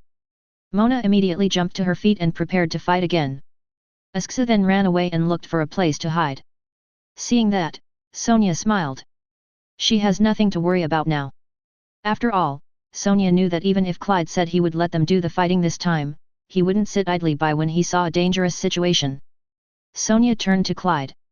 He seemed to be looking at them with focused eyes and observing every detail of the fight. So Sonia was increasingly convinced that he would come when she saw the danger. Chapter 89 Cloudy Fight. The appearance of the boss was so dreadful. Moreover, its descending coupled with the heavy rain that started to fall. It's a pity that not many people were aware of the phenomenon of the descent of a hideous monster with a body covered in tentacles. Because now almost no one is alive to witness it. Leon's group is one of the surviving human groups until this time. They consider themselves lucky that they can survive. Because they know most of their success in passing every day is due to Clyde and his group clearing out the boss so the chapter can be over. Just like this time. They could only stare through the windows of the house they were temporarily occupying as a shelter. They stared at the monsters descending from within the black vortex that had suddenly appeared in the sky. Judging from what had happened to them before the boss appeared, then they could only think that this boss's strength was far greater than the zombie boss in the previous chapter. They of course didn't know that someone manipulated the settings of the previous chapters so that the monsters became stronger than they should be. Now they also don't know that the setting has returned to the beginning and the monster is not as strong as they thought. But who are they? Apart from ordinary people who suddenly get trapped in this apocalypse without knowing anything and without any benefits. So, they could only watch all the events unfold before their eyes and thank Clyde's group for finishing everything. Li Qing? In a messed up world like this, if that was the best way of survival, then they would do it without the slightest bit of guilt. Whoa, I didn't think things would get this bad, Wiley said as he looked straight at the floating boss. Wiley flinched slightly when the yellow eyes moved because it felt as if they could find him at any moment. Yeah, yesterday we only fought zombies. Now we're fighting something that seems to have come out of a nightmare that we never expected, Leon said. Seeing the two of them by the window, the rest of the group approached the window and stared at the event. Lola swallowed her saliva and stood behind Albert. She wanted to see the event but also felt scared. "Do you think that group will clean it up this time too?" Rosie asked. "I'm sure they will. Just like what happened before," said Leon. "Because if they fail, who else can we expect?" Leon of course did not expect an answer. They knew that the group consisted of the strongest players in this apocalypse. If they couldn't beat that boss, then this world would be doomed. So they can only hope and pray in their hearts that they will succeed. Although they are not sure whether prayer and hope are enough to help them. Back to the fight between Clyde's group and the Devourer. Tentacles kept coming out of the monster's body and darting toward them. As if it had eyes to see its prey, the tentacles moved after the 6 moving targets separately. Even though there is only one giant eye on the monster's body, those eyes alone were enough to move the tentacles simultaneously at incredible speed toward them. They slashed their blades at the tentacles that were attacking simultaneously. However, no matter how many tentacles they slashed, new tentacles would suddenly appear near them and replace the task of the previous tentacles. Then the cut tentacles will return to the Devourer's body. Then come back in one piece to attack. How long is this all going to work? Sonia shouted in frustration at Random. Although random, she knew that the regressors heard her. Sonia didn't care who would answer her. "I don't know," exclaimed Reed, who was closest to her. "We never know when that weakness will be exposed. So just wait and cut all these tentacles." Sonia gritted her teeth in annoyance. Continuing to fight without knowing when this will all end made her feel uneasy. She had indeed heard that they could only rely on luck, as there was no certain pattern of when the monster would open its mouth and reveal its weakness. But when she saw how these tentacles worked, Sonia couldn't help but think that something bad could happen unexpectedly when they let their guard down. And that carelessness could cost them their life. Sonia turned to where Clyde had been. He was still there and didn't seem to have moved from where he had been standing since earlier. Is he really not going to help? Sonia cursed in her heart. Clyde, with his strength, will surely be able to overcome that monster easily. But he chose not to do anything and decided to watch them suffer like this. Is this fair? Clyde did say that he wanted to give the boss's experience to them. But if the boss was this strong, Sonia wasn't sure if they could handle it and take its EXP. "Sonia, watch out!" While Sonia was staring at Clyde thinking about this predicament, she heard Isk's voice screaming at the top of her lungs from a distance. Upon hearing that, Sonia didn't bother to look at what was heading her way. She just immediately jumped to dodge as far as she could. Boom! It turned out that 2 large tentacles were darting toward her. The tentacles shattered the roof of the building where he had been standing. Sonia turned to the direction Isk's voice had come from. But she was no longer there. Because Isksa has disappeared again to hide. Sonia gritted her teeth. "I have to focus first right now. Otherwise, I will really die by that monster." Thinking about when the monster would open its mouth proved useless. Because it's not something she can control. All she can do now is survive until the time comes. Several other tentacles came at her again with incredible speed. Sonia jumped nimbly and dodged everything. Boom! Boom! Boom! The tentacles destroy buildings with ease. The power was so great as if the buildings had just been hit by a huge wrecking ball. Sonia chose not to attack the tentacles and just dodged. Her arrow attack wouldn't be able to cut the tentacles. She can destroy the tentacles by adding her magic power to her arrows. However, it wasn't a good decision since even the monster's weak point had yet to appear. She couldn't waste magic power just destroying the tentacles. After all, with all the stats maxed out, Sonia had no trouble dodging. Lightning and strong wind accompanied their fight. Clyde, who was looking from afar, saw the scene of the battle as a painting by an artist with a dark imagination level. A monster that appears to be made up of nothing but a mass of tentacles with yellow eyes on the crest of its body hovers above the dark city sky. Amidst the pouring rain, the lightning flashing and the wind blowing hard. Then, there was a group of humans who looked like small specks in the middle of the darkness trying to subdue the beast. Maybe anyone who came up with the idea to create something like this was indeed an artist with a twisted brain. How did they come up with the idea to trap humans in a game of survival with monsters like that? Clyde wasn't sure if the Celestials had created this, or if there were other powerful beings who held the power to make a reality in the human world the way they wanted it to be. Clyde didn't know what to feel. Should he feel angry because they made human life like a toy? Because at first, he didn't really care about the people around him. He didn't care whether they were happy, miserable, or even dead.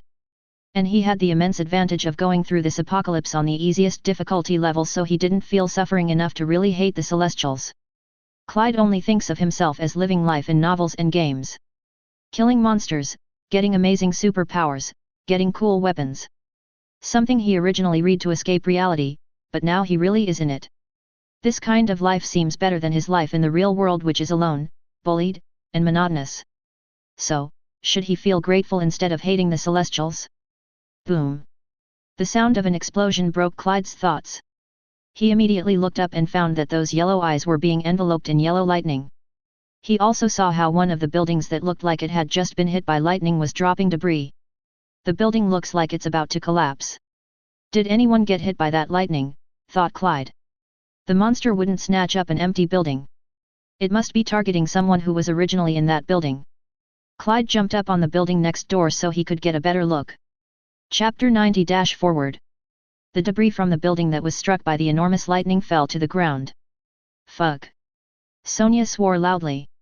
The person who had almost been hit by the powerful yellow lightning was none other than her. Luckily, Sonia was still able to dodge with her incredible movement speed. She is now in the building with Isksa. Isksa, who saw that she had just escaped from the incident, immediately approached her. Are you all right? Isksa asked. Yeah, I'm fine, answered Sonia. You didn't say that the monster has an attack like that. Sonia shouted at Mona, who was standing not far from them. Mona's eyes stared at the monster, but she could hear Sonia's angry screams. I was dead before that monster let out that kind of attack. Mona shouted back. You should have yelled at Rodney. Sonia gritted her teeth. She didn't know what happened to them, that's why she just thought that they passed the moments fighting the monsters together. In that case, this was indeed Rodney's fault. Why didn't he tell her about this? Sonia turned to Rodney. He, Eric, and Reed were also fighting the tentacles that were still trying to ensnare them. Was he doing it on purpose? Or just forgot about it? Sonia thought while looking at Rodney. Sonia, another tentacle coming. Isksa said. Sonia no longer felt the need to turn to make sure. She immediately jumped to avoid the tentacles. Boom! Sure enough, tentacles were attacking where she had been standing. Sonia once again thanked Isksa, but before she could say it, Isksa had disappeared somewhere. Sonia felt relieved instead of upset. That means Isksa is aware of her position in battle. Instead of staying and putting herself in danger, Isksa immediately hides when she sees a danger she can't handle. Sonia didn't notice that Rodney was glancing at her from where she was standing. So she's not dead yet, thought Rodney. Even though he saw clearly that the lightning from the monster's big yellow eyes had hit the place where she is standing. Yet, it's not killing her. Rodney felt a little disappointed. But it can't be helped. Rodney, of course, deliberately didn't tell about the lightning attack from the Devourer because he really wanted Sonia or Isksa to die here. That way, he can reduce the number of Clyde's friends. Of course, Rodney thought that Isksa and Sonia were Clyde's friends because he was seen with them from the start. So, if they both died, Clyde would probably be caught in a deep depression and let his guard down. But it looks like that plan can't work now.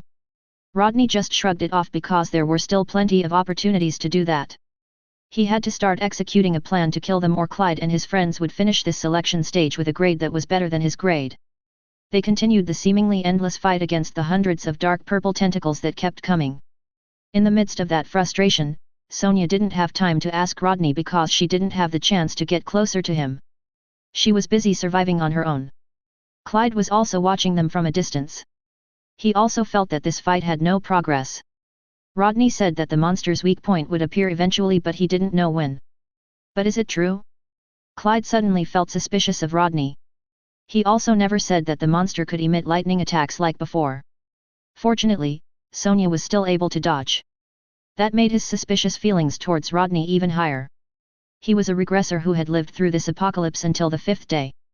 Or, so he said. As someone who has a lot of information, Clyde is not surprised that Rodney, and his friends, will use that information to their advantage. They will share pieces of information they want to share and will not share it if it could benefit them. Clyde understood that way of thinking because he would have done the same thing if he had been them. Because of that, he will not be easily fooled. For now, I should just watch and see what they do, thought Clyde. The fight continued as if without hope. As time passed, their feelings grew even darker. How long? Rodney? Reed asked in a tired voice. I don't know. I told you that I don't know when it will open its mouth, right? We can only wait, Rodney replied. Reed sighed and again slashed at the tentacles that were coming towards him. For now, it seems that he can only resignedly wait until the time comes. The yellow eyes suddenly lit up a little brighter. That monster will shoot that lightning again, Eric said. When the monster decided to shoot lightning, the giant's eyes would determine the target first. So, they only need to see where those eyes are looking and dodge. With that size, it shouldn't be hard to see where those eyes were looking. Eric and Reed thought that Rodney had already told Isksa and Sonia about the lightning strike before they got into the fight.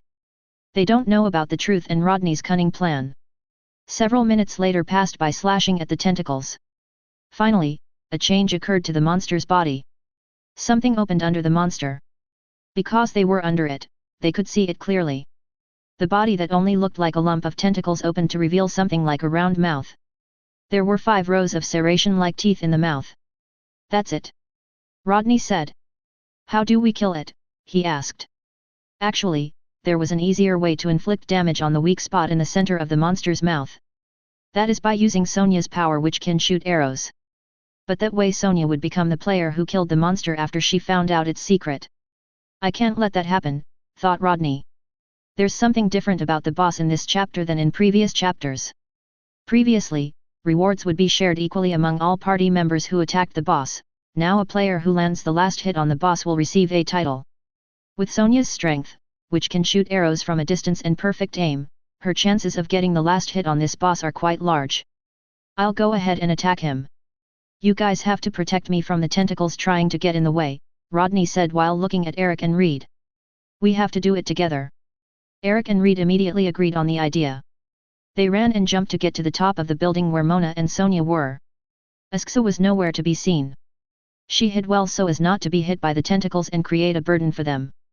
As soon as the 3 of them got near Mona and Sonia, Rodney immediately said the same thing he had said before. You actually know how to kill it? Sonia asked. Rodney nodded. Yes. But, I need you guys to overcome those tentacles. Sonia stared at Rodney with narrowed eyes. Are you sure there isn't anything else you need to say? Rodney caught the meaning of Sonia's suspicious gaze and seemed to judge him. But he just acted innocently. No. You must have been shocked by the lightning bolt that came out of that monster's eyes earlier, right? Sorry, but I was too focused on dodging those tentacles that I forgot to tell you, said Rodney while making a guilty face. You can say before we start the fight, Sonia replied sharply. Rodney once again put on a guilty face. I'm really sorry. But we don't have time to do this right now. Grrrhhhh. The devourer let out that terrifying growl. Its circular-shaped mouth opened even wider and began sucking in everything under it. Buildings, cars, trucks, and all kinds of things that got under its mouth were all sucked up like dust that was powerless before a vacuum cleaner. We're also going to be sucked in if we don't do something soon, Rodney said. Seeing the situation had become like this, Sonia decided to shake off her angry feelings. Okay. I'll protect you from afar, Sonia said, pulling her bowstring. An arrow suddenly appeared on the bow. Rodney nodded, then turned to Eric, Reed, and Mona. Let's go, he said before dashing towards the devourer's mouth. At a time like this, the devourer was activating its skill, Devour, to restore its strength after hundreds of its tentacles were slashed. In this stage, the monster can still carry out tentacles attacks, although not as often as before. But it would still be dangerous if they let their guard down. From behind, Sonia aimed and fired an arrow that she had coated with her magic power. The arrows hit the tentacles that were heading toward Reed and instantly destroyed them because the tentacles were quite small. With support from Sonia, they can move on without worry. Chapter 91. In front of his eyes. Sonia continued to shoot arrows at high speed. It was as if she was not holding a bow but a rifle with that amazing shooting speed. Arrows that shot from Sonia's bow shattered every debris thrown by the monster's tentacles. But the monster continued to create tentacles and use them to keep attacking them. So the combination of debris and tentacles creates a big obstacle for them to get close to the devourer's mouth. Rodney continues to lead in front with sparkling eyes because he has found his goal that is so clear in front of his eyes. There was a yellow light in the center of the circular mouth with circular jagged teeth. There, if he managed to land just 3 hits, or even less, he would successfully kill that monster and claim his title. Rodney slashed swords at the tentacles approaching from his right and left. Srat! Srat! The disgusting purple liquid oozing out of the monster covered Rodney's face and body more and more. The liquid smelled so bad. But Rodney didn't see it as something that bothered him. Eric, Reed, and Mona were also behind him, following him faithfully. They sure also faced the same struggle. Their situation, who was injured and covered in purplish liquid, was not much different from Rodney's. They followed Rodney faithfully without questioning anything he did because they had complete trust in him. For them, Rodney is a leader who can be relied upon. He was also the most powerful of them, even though their strength difference wasn't that great. Following Rodney's orders until now had always yielded good results. Of course, Rodney also made a shady decision. However, in a world like this, they see it as something necessary. Watch out! Rodney shouted.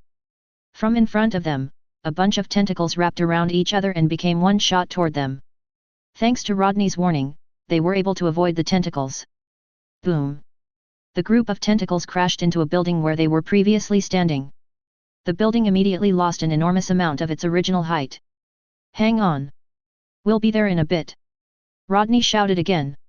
After hearing his shout, they keep moving and don't complain about all the attacks that are aimed at them. Sonia and Isksa, who had come out of her hiding place, saw the four regressors running across the building to get closer to the monster's mouth. Isksa could judge the situation well and could see that the Devourer's attack was now fully aimed at the regressors who were approaching it. The tentacles no longer charged toward the two of them. The giant yellow eyes were no longer directed at them as well. It was directed to look at the four regressors who were getting closer to that spot. Are you all right? Isksa asked when she arrived beside Sonia. Sonia, who was busy shooting arrows, flinched when she heard her voice. Oh, sorry. Isksa feels guilty seeing that reaction. Sonia breathed a sigh of relief when she realized that it was only Isksa who had come out of her hiding. She nodded. It's all right. Sonia then proceeded to shoot her arrows. Several of her arrows hit debris and tentacles that were about to hit the regressors. Sonia greatly reduced their burden. Maybe I should go after them, Isksa suddenly said while looking at the regressors who were advancing. Don't be crazy, Sonia said. I thought you already understood your abilities. I thought I could help those who were getting hit, Isksa said. You don't have to bother with that. They didn't ask you to go there, did they? After thinking about that for a few moments, Isksa agreed with what Sonia had said. She had previously thought of using her powers to heal them. However, even though her stat has been maxed out, she cannot match their strength, which is focused on fighting ability. So the possibility of her getting hurt will be greater if she follows them. The side of her heart that wants to help others says to follow them and help if someone gets hurt. However, the other side of her heart, which wants survival, screams louder and pushed away that wish. So Isksa decided to stand next to Sonia and watch the regressors from a safe distance. We're almost there. Rodney shouted, then jumped towards a huge tentacle that was reaching towards them. His three friends followed behind. A tentacle shot out suddenly from under Rodney. He belatedly noticed the tentacles and immediately felt panicked. Fuck. Even though I just need a little more. Rodney cursed in his heart while staring at the tip of the tentacle that almost hit his body. Asterisk crot. Asterisk. However, an arrow flashing with a bluish light came from behind and instantly destroyed the tentacle. Rodney immediately felt relieved. Sonia saves him just in time. He owed his life to her, but that wasn't enough to stop all the plans that were already in his head. Rodney jumped through the debris after getting past the tentacles. The Devourer's mouth was right in front of his eyes. The mouth opened, showing the way to the terrible abyss. Rodney activated skill, sword slash, and slashed his katana blade toward the Devourer's mouth opening. A crescent-shaped black slash with a total length of 5 meters shot out from Rodney's sword and shot toward the center of the circular mouth. Cover me! Rodney shouted while turning towards his comrades behind. Eric, Reed, and Mona nodded and immediately carried out Rodney's order. They spread out and protect the tentacles and debris that might lead to him. Grrrhhhhh. After Rodney's strike hit the center of the Devourer's mouth, the monster let out a very powerful growl sound. With them this close to its mouth, the impact of the growl was so painful. Their heads ached, their hearts pounding so fast. They find it difficult to maintain their footing on an already fragile basis. But they knew they couldn't fail now. So they tried hard to survive in the midst of that enormous pressure. Rodney knows that his strength is far greater now than when he faced the Devourer for the first time. so he will need less damage to kill the monster. After better controlling himself from the devourer's growl sensation, Rodney continued his attacks. He jumped over the tentacles and debris, then activated skill, sword SLAs again. The crescent-shaped slash shot out with incredible speed and aimed straight for the center of the devourer's mouth. Rodney, who saw it, grinned with shining eyes as if he could already see the victory before his eyes. However, Rodney's expectations were cancelled by the group of tentacles that suddenly gathered in front of his sword slash. What happened next was something obvious. The black slash smashed into the cluster of tentacles and sliced several of them. However, it wasn't strong enough to break through all the tentacles that had gathered and formed several layers. Rodney's slash shattered before it managed to destroy all the tentacles, making his attacks pointless and his hopes that were already soaring high plummeted. Shit! Rodney immediately jumped in to get an even better footing. This time it was more difficult for him to get footed because the amount of debris was already very low and the monster had already pulled its tentacles to protect itself. Rodney jumped, so he had to fall a little further down. Rodney also had to concentrate so he didn't hit any debris or slip, so he fell head first. His friends, who saw the situation had changed, immediately scattered and secured themselves. What happened? Mona asked in a panicked tone. I saw Rodney's attack hit a bunch of tentacles, Eric replied. So his attack failed? Reed asked. Eric nodded briefly. Reed sighed. Where is he now? They spread their gaze amidst the steadily rising rain and debris, until finally Mona managed to find the whereabouts of Rodney. He's there. Mona pointed with her hand. Eric and Reed followed Mona's direction and saw Rodney on the side of a building that was about to collapse. Rodney seemed to be looking up and ignoring the rain falling on his face. He's fine, Reed said in a relieved tone. Grrrhhh. The devourer let out another growl. The growl had the same terrifying effect as before. Eric, Mona, and Reed ground their teeth. Due to too much exposure to the devourer's growls, their ears were bleeding and their bodies were trembling even more. Rodney, who is under it, is no exception. But he was able to withstand the effects of the pain better because he was determined to get the title. His ear was also bleeding a little. But this is better than how he felt in the previous turn because his level is much higher now. If I manage to land one more hit at that point, I will kill it. With her willpower, Rosny fought back against the pressure of the growl. A moment later the growl stopped. Rodney immediately took off and jumped again to close the distance and cast skill, sword slash. Chapter 92. Finally. They are quite determined. Inside a dark room consisting of metal walls, a woman with long black hair said. She was staring at a screen floating in front of her. A screen shows the struggle of several humans fighting a horrible monster. She had just returned from a task and immediately watched the broadcast about the successfully hijacked selection stage. The woman didn't see much of what had happened before. She only thought that the 4 people were the strongest players who had survived to this stage. The screen immediately shows how they struggle. The woman didn't bother to change her point of view, so she didn't see, yet, Sonia shooting arrows from afar and Isksa, who was waiting beside her. Of course, she also didn't notice yet that Clyde was standing and observing the fight without any intention of interfering. The woman watched how they struggled to survive in an impossible situation. She remembered how she went through the same thing back then. She even had to kill her best friend to survive a little longer. Because she suddenly remembered that, the woman immediately shook her head to get rid of the image. She didn't want to remember it any longer. That memory only made her feel immense rage, hate, and sadness. So, as much as possible the woman tried not to remember it anymore. Although that memory is something impossible for her to forget. The woman saw that the man who was at the very front of the group shot up and sent a dark crescent-shaped slash toward the base of the monster's body. The woman's brow furrowed. Did he already know the monster's weakness? Looking at him from here, she felt that he already knew where to attack and how to defeat the monster. Unfortunately, the attack only hit the layers of tentacles that had suddenly appeared to protect the center of its mouth. The man who had just let out that attack showed a frustrated face and then jumped to dodge. His other friends were still trying to get rid of all the debris and tentacles that were moving toward the man. It seemed that man was their leader. Judging from all that the man had done, the woman knew that he was a leader they could rely on. After a while, the man tried to carry out another attack. Its eyes seemed to light up as they reflected the yellow light from the monster's open mouth. What will he do? He doesn't have much time. The woman noticed that the sides of the circular mouth began to move too close. The man didn't have much time left to kill the monster. Without her noticing, the woman's heartbeat began to get faster. It was undeniable, everything that she saw made her tense and was somehow entertaining to watch. No wonder those celestials wanted to keep seeing something like this. But suddenly, while she was focused on watching with unblinking eyes, the screen distorted and turned blurry. The woman frowned in annoyance.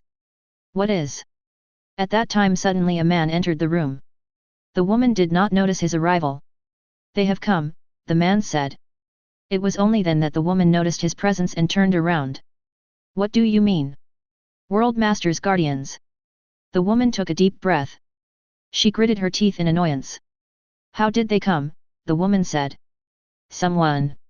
The man looked at the woman with a meaningful gaze. Go to their headquarters and have the chief pull the Guardians from the Far East. The woman immediately noticed his meaningful gaze from him. Someone? She asked. Don't tell me. Yeah, the man nodded. It's Lucho. Hearing Lucho's name made the rage inside the woman which had started to die out flare up again. The woman did not say anything and chose to leave immediately from that place. She had to get out of there quickly to vent her anger rather than let it explode here. When she walked away in long strides from this room, the screen finally went out completely and only left a black color floating in the air. The man did not hinder her. He just watched her leave, and after she disappeared the man walked to the table at the end of the room and opened a book. The book had a leather cover with red resistance written on it that looked like it was written in blood. The man then wrote down a report on the task he had just done before he got here. Back to the battle between the players and the devourer. Rodney saw that the mouth was almost closed and that made him even more agitated. So Rodney no longer cared about anything and continued to shoot toward the right point to be able to deliver a fatal blow to the monster. Srat! Srat! Debris and sharp little tentacles tried to block him and grazed wounds on his face and other parts of his body. Yet Rodney ignored the pain and kept going. All of his friends tried their best to get rid of all the obstacles that were around Rodney. But because the attacks from the monsters were getting more and more fierce, Rodney was still hit by the attack. I'm so close. I won't let anything stop me now. Because of the desire in his heart that was strong, Rodney shot through everything that was trying to block him. The devourer's mouth will be shut any minute now. The yellow light that was his target began to shrink. But that does not mean there is no hope at all. Rodney shouted while casting skill, sword slash towards the gap that was still open. This is his last chance. If he failed now, Rodney wasn't sure if he would still be able to continue this fight. Even though his level is high, the devourer is still a very strong monster. After it finishes using skill, devour, its power will return. While his strength and his friend's strength will be much reduced. That would put them at a huge loss. Rodney didn't want to think about what if Clyde got involved. He would have been able to deal with this monster easily, but Rodney didn't want that to happen. Hey arg! With an obvious struggle, Rodney used skill, sword slash once again to double his efforts. And his decision paid off well. The first black slash once again hit the tentacled layer of debris. The number of tentacles that had gathered was not as much as before. So the monster used the debris to increase the thickness of its barrier. That first slash shattered the protective layer composed of tentacles and debris. But Rodney's second slash followed behind and passed through all the remnants of the tentacles that had been cut by the first slash. Finally, the second slash hit the spot in the center of the nearly closed circular mouth and hit something that was shaped like an orb with a yellow tint. The devourer's body shook violently as if it might collapse at any moment. No sound came out other than the sound of tentacles rubbing against each other. The tentacles of various sizes then collapsed one by one because they were separated from the devourer's body. They fell on buildings and houses and shattered easily. The tentacles seemed to have lost their density and become as brittle as jelly as they split open the moment they hit the building, letting out a blackish liquid that smears everything they hit. The three regressors attempted to slash as many of the tentacles that fell from above them as possible. The dark liquid from the tentacles smeared all over their bodies. Rodney also did the same. But he smiled with a happy expression because this was a sign that the devourer was dying. Even though his entire body was now covered in a dark liquid that also entered his eyes, nose, and mouth, Rodney didn't care and continued to stare up from where he stood. It's not over yet. Rodney jumped again, mustering all of his remaining energy to finish what was almost over before his eyes. The devourer fell down slowly as if it had no more energy to maintain its height. Rodney welcomed this. Its circular mouth was still open. It seems that the monster also has no more energy to just close its mouth perfectly. Rodney saw the yellow orb in the center of the mouth leaving only a faint glow. The orb had a pretty severe crack. With the slightest pressure, the orb will break into pieces. Rodney certainly saw a very clear opportunity. He shot up and then poured his magic power to deliver a powerful attack. Rodney slashed his sword and the black slash shot toward the center of the devourer's mouth. This time there were no more tentacles or other obstructions that could prevent the slash from hitting the yellow orb and shattering it. Rodney's slash hit the orb hard. Crack K. Finally, the orb shattered into tumbling bits of yellow light. Chapter 93 A Calm Night. Grrrhhh. An anguished growl came from the devourer for the last time. The bits of tentacles that remained in its body started to fall over the destroyed city. Rodney looked up with sparkling eyes because he had seen his victory. The yellow light that fell from the mouth that never closed completely fell like fireflies in the darkness. Rodney! What are you doing? Get out of there quickly! Mona's screams were heard from a distance and woke Rodney, who was too carried away by his satisfaction. Rodney didn't realize that the devourer's giant body would fall on him any minute. If it wasn't for Mona's scream, maybe she would have been crushed by the body because she didn't have enough time to dodge. Rodney immediately came out of his stupor and immediately jumped out of there. Meanwhile, the devourer's body, which had lost its life, fell slowly. Less than a minute later, the devourer's entire body had fallen over the city. As it turned out, even though the body was huge and seemed to be made up of huge lumps of tentacles, it wasn't anything hard. The body was instantly crushed like a giant jelly that was dropped from above and hit the city. The disgusting purple liquid splashed in all directions and dyed the city with purple and rotten liquid. The regressors, Sonia and Isksa, had already run as far as they could from that location. However, no matter how far they ran, they couldn't outrun the purple liquid that was spreading fast from their distance. It's over, Reed said with a sigh of relief. Along with his words, notifications about the boss being defeated and the completed chapter rang. Congratulations to player Rodney String, Sonia Reed, ASQA Star, Eric Hansen, Mona COXX, and Reed Rivera for defeating the boss the Devourer. Rewards for defeating the boss sent to inventory. Rewards, 10,000 EXP, 10,000 coins. The second chapter, Unbearable Hunger, has been completed. After that, there were cheers because they had leveled up. Clyde just watched from afar with a flat expression. After using skill, inspection, Clyde could see that they had leveled up to level 43 to 45. The increase was indeed quite far compared to their previous level, but their level was still far below him. Clyde deactivated skill, inspection and joined them. Let's go back to the motel, Clyde said. His words were like pouring water on a raging fire. They all stopped their celebration of success and turned to Clyde. Why do we have to rush? Can you let us enjoy this moment first? Sonia said with a slightly irritated face. Clyde blinked his eyes, slightly confused. I thought you wanted to take a shower soon. Clyde said while looking at them all. The stinking and loathsome purple liquid almost covered their entire bodies. But they didn't seem to care about that because they were immersed in a feeling of relief after successfully defeating the monster. Among them, was only Clyde, whose body was clean without being exposed to the purple liquid. It was obvious because he was just standing far away from where they were fighting and just watching. They conveyed their feelings of annoyance to Clyde, who was in that clean state. Various kinds of annoyed words came out, but Clyde didn't care about them. Clyde shook his head, not wanting to put up with their bullshit anymore. He turned and walked first to leave the place. After a while, they finally stopped the argument that was indeed not making sense. Then walk following Clyde. At this time it is better to clean themselves first. On the other hand, while the others were walking away, Rodney remained where he was with his eyes wide open, staring at the text in front of his eyes. Something that only he could see for himself. Congratulations! You have accomplished an extraordinary task. You have landed the last hit that killed the Devourer. New title unlocked, The Devourer Killer, LV.1. Title effect, grants you the ability to absorb the power of other beings for yourself. How much power you can absorb and how long you can use it depends on the level of the title. A sly smile formed on Rodney's lips. This title was something he had been aiming for from the start. With the ability to absorb the opponent's power, he overpowers them. Hey, Rodney! What are you doing? Reed shouted for him when he realized Rodney was not around them. I'm coming. Rodney replied and immediately walked after them. When he walked back together with them, Rodney immediately acted as if nothing had happened to him. He shared his happy feelings with them about how he was the one who managed to land the last hit that killed the monster in the end. Rodney, of course, never mentioned the different rewards he got for landing a last hit on that monster. He'll keep it to himself until later. Rodney's eyes then shifted to Clyde, who was walking the furthest ahead. With his new title ability, Rodney was confident that he could beat Clyde if he played his cards well. He's arrogant enough to stay out of the fight as if he's already strong enough. He doesn't know what he's done. Rodney laughed inwardly. Soon the day would come when Clyde could no longer act like he was the strongest of them all. Now there was only one day left until this selection stage appeared.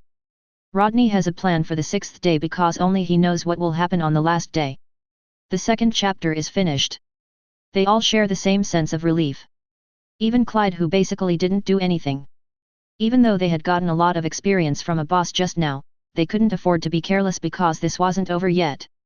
So, what they are planning is the same thing. They will clean up and then take a short break. After that, they will take the night quest as usual. They must be tired. But they know that they can only rest when they complete the night quest. Time just flew by. They have all finished cleaning up and having dinner now. The effects of the hunger are now gone as the second chapter ended. Let's go, Rodney said. They went out into the motel lobby to wait for the quest carrier to arrive. After that, the same quest carrier as the one who came to them before arrived, and they immediately took a quest with the highest rank. But even though it was the highest ranked quest, it was quite easy. They just had to kill all the remaining Wendigos in the entire city. The total amount is 160 Wendigos. And the gain of EXP will be spread evenly.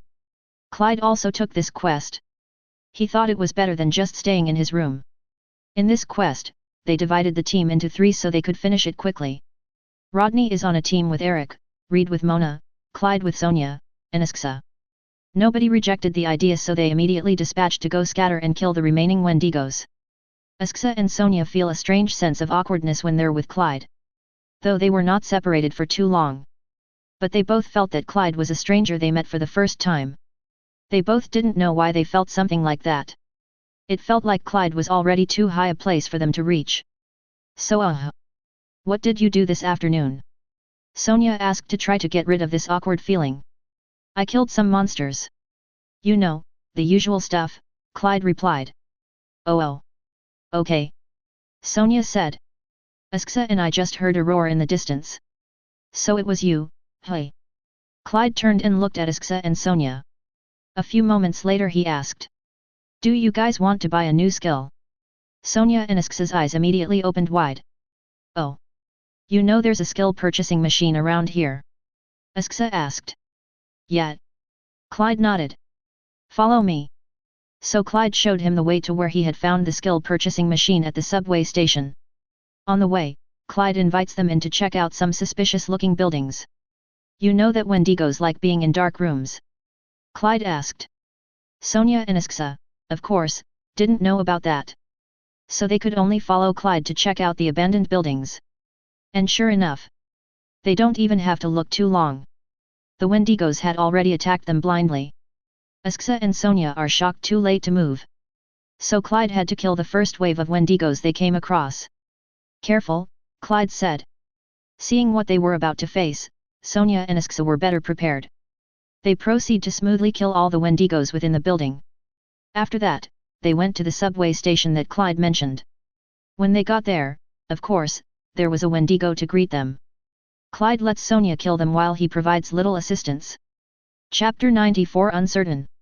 Even though all of her stats had been maxed out, Sonia still felt a bit difficult when killing those Wendigos. They can move so fast and Sonia only uses a bow bound with duct tape. So when the Wendigos approached her, Sonia had to work extra hard to shoot her arrows. Moreover, they were now inside the building, which was a cramped place. For Sonia, who wields a bow, a place like this doesn't benefit her at all. Clyde of course realized how much she was struggling. He also realized that forcing Sonia to fight in such a place and condition was unreasonable. So Clyde springs into action and slashes at the Wendigos. There weren't many of them, so with Clyde's help, it would only take them a few minutes to clear the Wendigo in this place. How many have we killed? Sonia asked breathlessly. About 20, Clyde answered. Isksa, who hasn't done anything since earlier, feels bad. She just silently watched the two of them struggle. Let's go, Clyde said. Sonia and Isksa followed him. Those monsters are really fast.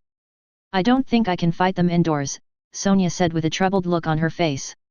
Yet, we won't be fighting any more monsters until you guys get new skills, Clyde said. Hearing this, Sonia and Isksa feel relieved.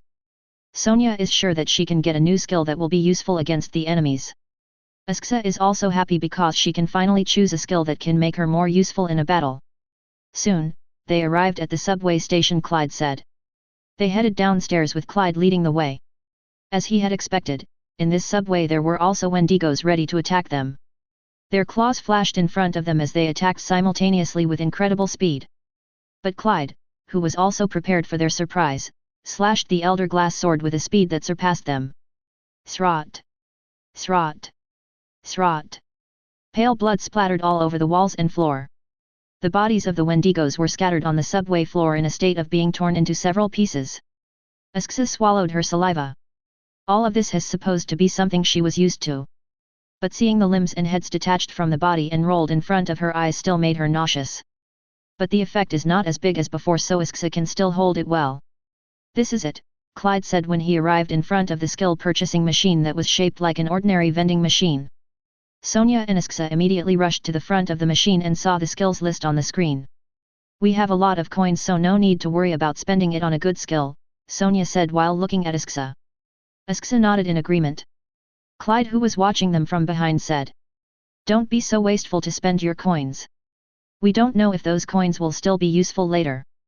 Sonia sighed as she realized that and saw the many good skills on the machine. "Yeah, I know," Sonia said. After pondering for a while, Sonia finally made her choice. She put her hand on the coins case and selected the skill inside her head. Not long after, a silvery tube came out from the bottom. Skill Ranger's Trap purchased. 5,000 coins used. Your turn, Isksa. Sonia took the canister and walked backward. Now it's Isksa's turn to choose skill. She didn't need a long time because she had already made her choice while staring at the screen earlier. Isksa immediately put her hand on her and immediately chose skill. She used her coins to choose 2 skills. Soon 2 silvery tubes came out. Skill Attack Up purchased. 3,000 coins used. Skill Dome of Protection purchased. 6,000 coins used. You bought 2? Clyde asked. Isksa nodded. Yes. I chose skills that will be useful even if they are quite expensive. Clyde just nodded. All right. After that, the 2 of them opened the tube to get their new skills. Light came out of the tube and entered the bodies of the 2 of them. As a sign that they have succeeded in getting the new skills. Are you done? Clyde asked. Yeah, I'm satisfied with this skill, Sonia said. Me too, Isksa nodded in satisfaction. You didn't buy one? No, I already bought skills earlier, Clyde answered. Actually, Clyde saw that there were some interesting skills. But he had a hunch that he would use his coins for something else later. So, he refrained. Hey, why don't we just destroy this machine and take everything? Sonia asked while looking at the tempting skills list. We're not supposed to do that. If we do, we might not be given the chance to buy skills again, Clyde replied. And, are you sure that after we destroy that machine, all the skills that are in there can still be used? Hearing Clyde's words, Sonia fell silent. This purchasing machine skill must have been made according to certain rules. Whoever set this apocalypse in motion wouldn't be that stupid. So, if they attempted to attack the machine to take the skills inside it by force, they would suffer a consequence that would only leave regret. Sonia immediately threw away that dumb idea. After they finished buying skills, they then went to complete tonight's quest. In just a few minutes the quest was completed. Because they split up, their search area became wider. In the end, they were able to kill the Wendigo much faster. This night passed more quietly than before. They didn't see any disturbance from anyone who previously messed with this apocalypse setting. Everything went easier. It worries me, Sonia said. They were currently on their way back to the motel. The night was silent and gloomy. The clouds that brought heavy rain this afternoon are still up there and seem to be waiting to drop rain again sometime in the future. It seems that the beings who were referring to the setting of this apocalypse have left, Clyde said. Sonia gave Clyde a suspicious look. Do you know anything about this apocalypse? Clyde still didn't know if he should tell them what he knew. But, after he silently thought about it for a while, he decided to say a few things to them. His heart, which was once cold and hard, started to feel a little softened because he already felt what it was like to have people fighting together around him. I met some of the creatures that are behind this apocalypse, Clyde said. His words, of course, shocked Isksa and Sonia. They stared at Clyde with their eyes wide open and their footsteps suddenly stopped. What are you saying? Sonia asked. I met with some of them and got some information. Isksa and Sonia stared at him in silence for a few moments. They didn't know what to say. Which thing should they ask first? So they can only be silent with confused faces. Seeing their reactions, Clyde took the initiative. I'll tell you what I know as I go along. Since they looked like they didn't know where to start, Clyde would start his explanation. Of course, he would only say the things he wanted to say. Clyde tells what this apocalypse is all about. And said the names of some of the beings he met. Clyde certainly wouldn't say anything about what he got from them, and how he got it all. So, we are currently being selected for something? Sonia asked. Her forehead still showed creases, which shows that she was still confused. Yes. That's what I know, said Clyde. Then actually, what's waiting for us after this selection stage? Isksa asked with a gloomy face. I still don't know about that, Clyde replied. Sonia and Isksa thought for a few minutes. They walked in silence with their heads filled with anxiety. Hey, Clyde. Sonia suddenly turned to Clyde. What? Clyde asked. Are you planning to leave us someday? The question came out unexpectedly. Clyde didn't know how to answer that. Isksa looked at him with hopeful eyes. She bit her lip slowly. Her expression seemed to say that she didn't want Clyde to leave them. Clyde, who previously had thoughts of leaving them, was silent. Now, there was some feeling in his heart that said he should stay with them. Is this an effect because Clyde suddenly feels the feeling of having a companion after living in solitude for so long? Is this feeling real? Clyde didn't know the answer to his own question. It's not for me to decide about that. You know that we are just little creatures being toyed with in the middle of this apocalypse, Clyde said. He could only think of such an answer for now. So, you're saying we don't have the power to decide anything? Sonia said. Clyde nodded. Then said. We can only hold on as hard as we can to survive. Chapter 95. The next. They didn't need a long time to complete the quest. Since no one was trying to mess up the setting of this apocalypse anymore, everything was running smoothly. As soon as they finished killing the remaining 160 Wendigos, they received the same notification. They get EXP rewards that even though not enough to make them level up. Yet it's still better than getting nothing. After returning to the motel, they immediately discussed what would happen tomorrow. The 7 people sat in the lobby. The regressors started to say what they knew. Tomorrow, we will face an apocalypse that occurred because the AI decided that humans must be exterminated. That's what we will hear in the notification, Rodney said. We're going to fight robots, hey. Sonia said. Whoever created this apocalypse doesn't seem very creative, do they? After saying her sarcastic remark, Sonia drank her cold canned coffee. Meanwhile, Clyde just saw the reason why he got skill, hacking from Gremory. It was to get him ready for tomorrow's chapter. If they were going to fight the computer, then the skill would come in handy. What else will happen? Isksa asked.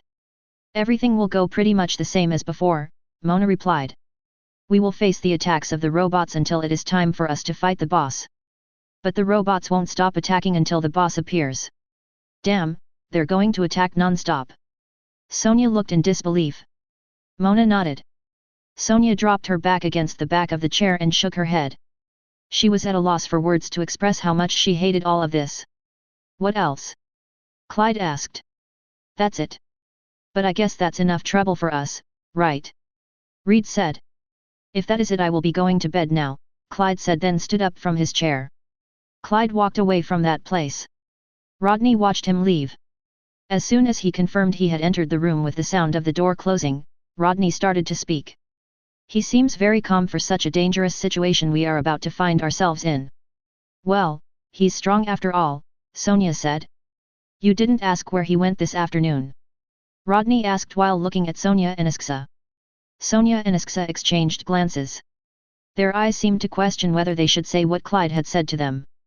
But then Sonia nodded because Clyde had said nothing about keeping the information secret. Clyde said he met with several beings who gave him important information, Sonia said.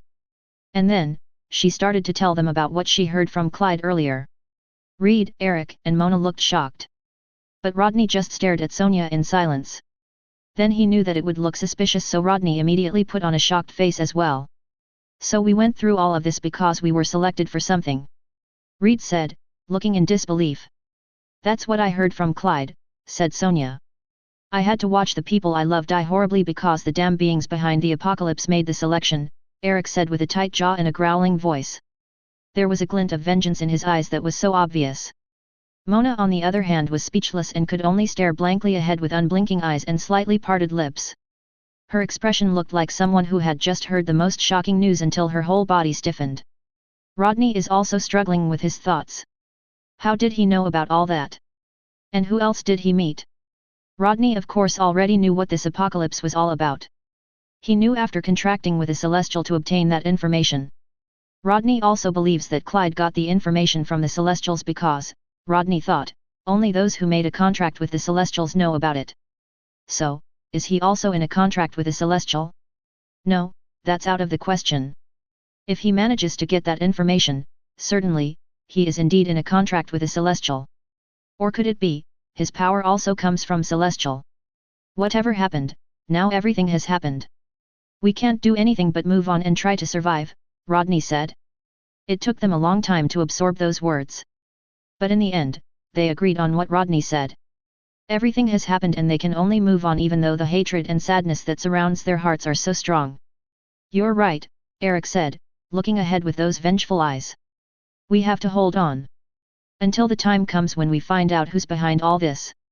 Eric has a great motivation for revenge. They understand her feelings.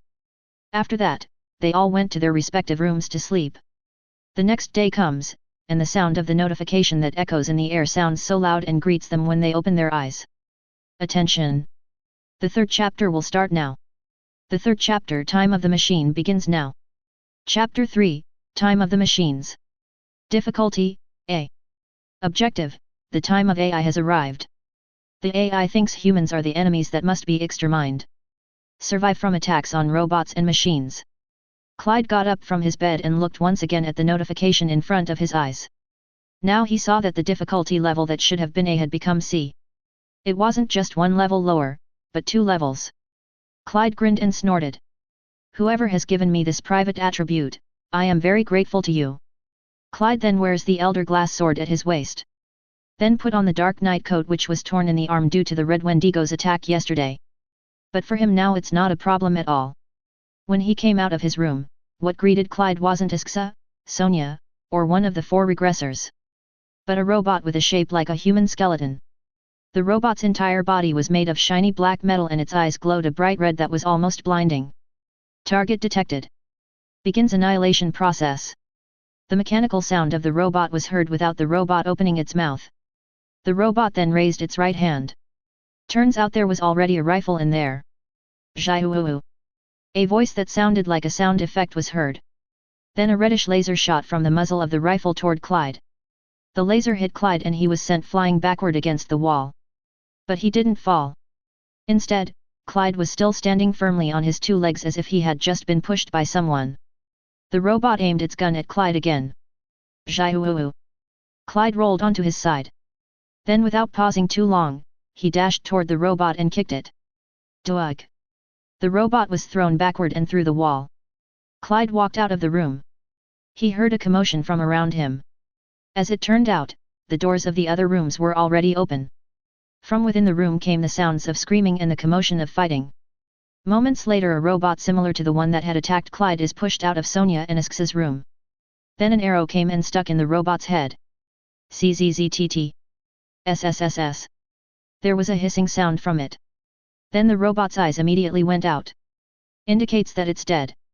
Sonia came out shortly after and shot another arrow at its head. Is it dead now? Isksa asked. Sonia fired an arrow for the 3rd time at the robot's head. Yeah, I think it's death, Sonia said. Sonia then notices Clyde's presence in the hole in front of him. You were also greeted by robots outside your door. Clyde answered with a curt nod. I didn't expect them to attack us so early. It was as if, they've been waiting for us at the door since last night, Sonia muttered angrily. What about the other? Clyde asked. They are also fighting robots, Sonia answered. That's right. Moments later robots came out of the regressors' room. They immediately attacked the robots again and it didn't take long for them to kill the robots. Then the sound of metal feet tapping on the floor was heard. Outside the motel, they saw dozens of robots surrounding them with rifles ready to fire. There was a frustrated sigh from Sonia. Mona, who heard from behind her, said, "This is just the beginning. They will keep coming and attacking us when they see us." Sonia stared at her bow. This seems like a good time to look for a new weapon. Sonia took the rifle that was in the hand of the robot she had just killed. She broke the arm of the robot that wouldn't let go of its rifle easily. Sonia then saw and checked her new weapon. Even though the rifle seemed too big for her, she could lift it with ease. Sonia turned to Isksa. "How do you think? You look cool." Isksa nodded approvingly. Chapter 96 Army of Robots. Clyde also gave a brief nod indicating that he also thought Sonia, who was holding a futuristic rifle that fired lasers, was looking cool. "Let's go," Clyde said as he drew the Elder Glass sword from its scabbard. The regressors who saw the robot army outside caught up with Clyde.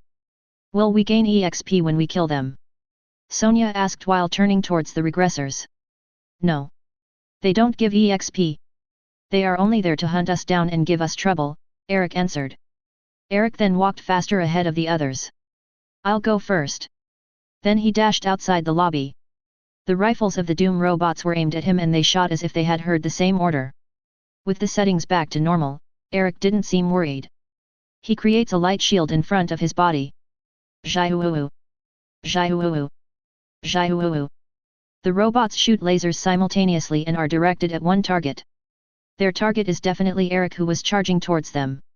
But all of those shots were able to be blocked by Eric's light shield. Eric's eyes stared at the robots with hatred. The feelings of anger and revenge that he felt last night after hearing Sonia and Isksa's explanation became the fuel that made Eric fearless even though there were dozens of robots in front of his eyes. He's charging fast. Then when he was in front of the robot army, he swung his short sword. Hi-ya! Eric's sword slashed straight through the necks of the three robots that were so unfortunate that they were right in the range of his sword. The other robots that saw it immediately became more aggressive. Their eyes lit up even brighter. There was the mechanical sound of the machines as something inside them awakened. Suddenly the robots released their rifles and attacked Eric with their hands and feet. Eric, of course, couldn't hold back all the metal fists aimed at him. His light shield could only cover one side so the robots that surrounded him from the other side could launch attacks at him. Luckily, help came just when he needed it. Srate! Srate! Srate! The katana sword slashed through the necks of the robots and made them collapse on the ground. "What the fuck you doing, idiot?" Mona shouted angrily at Eric.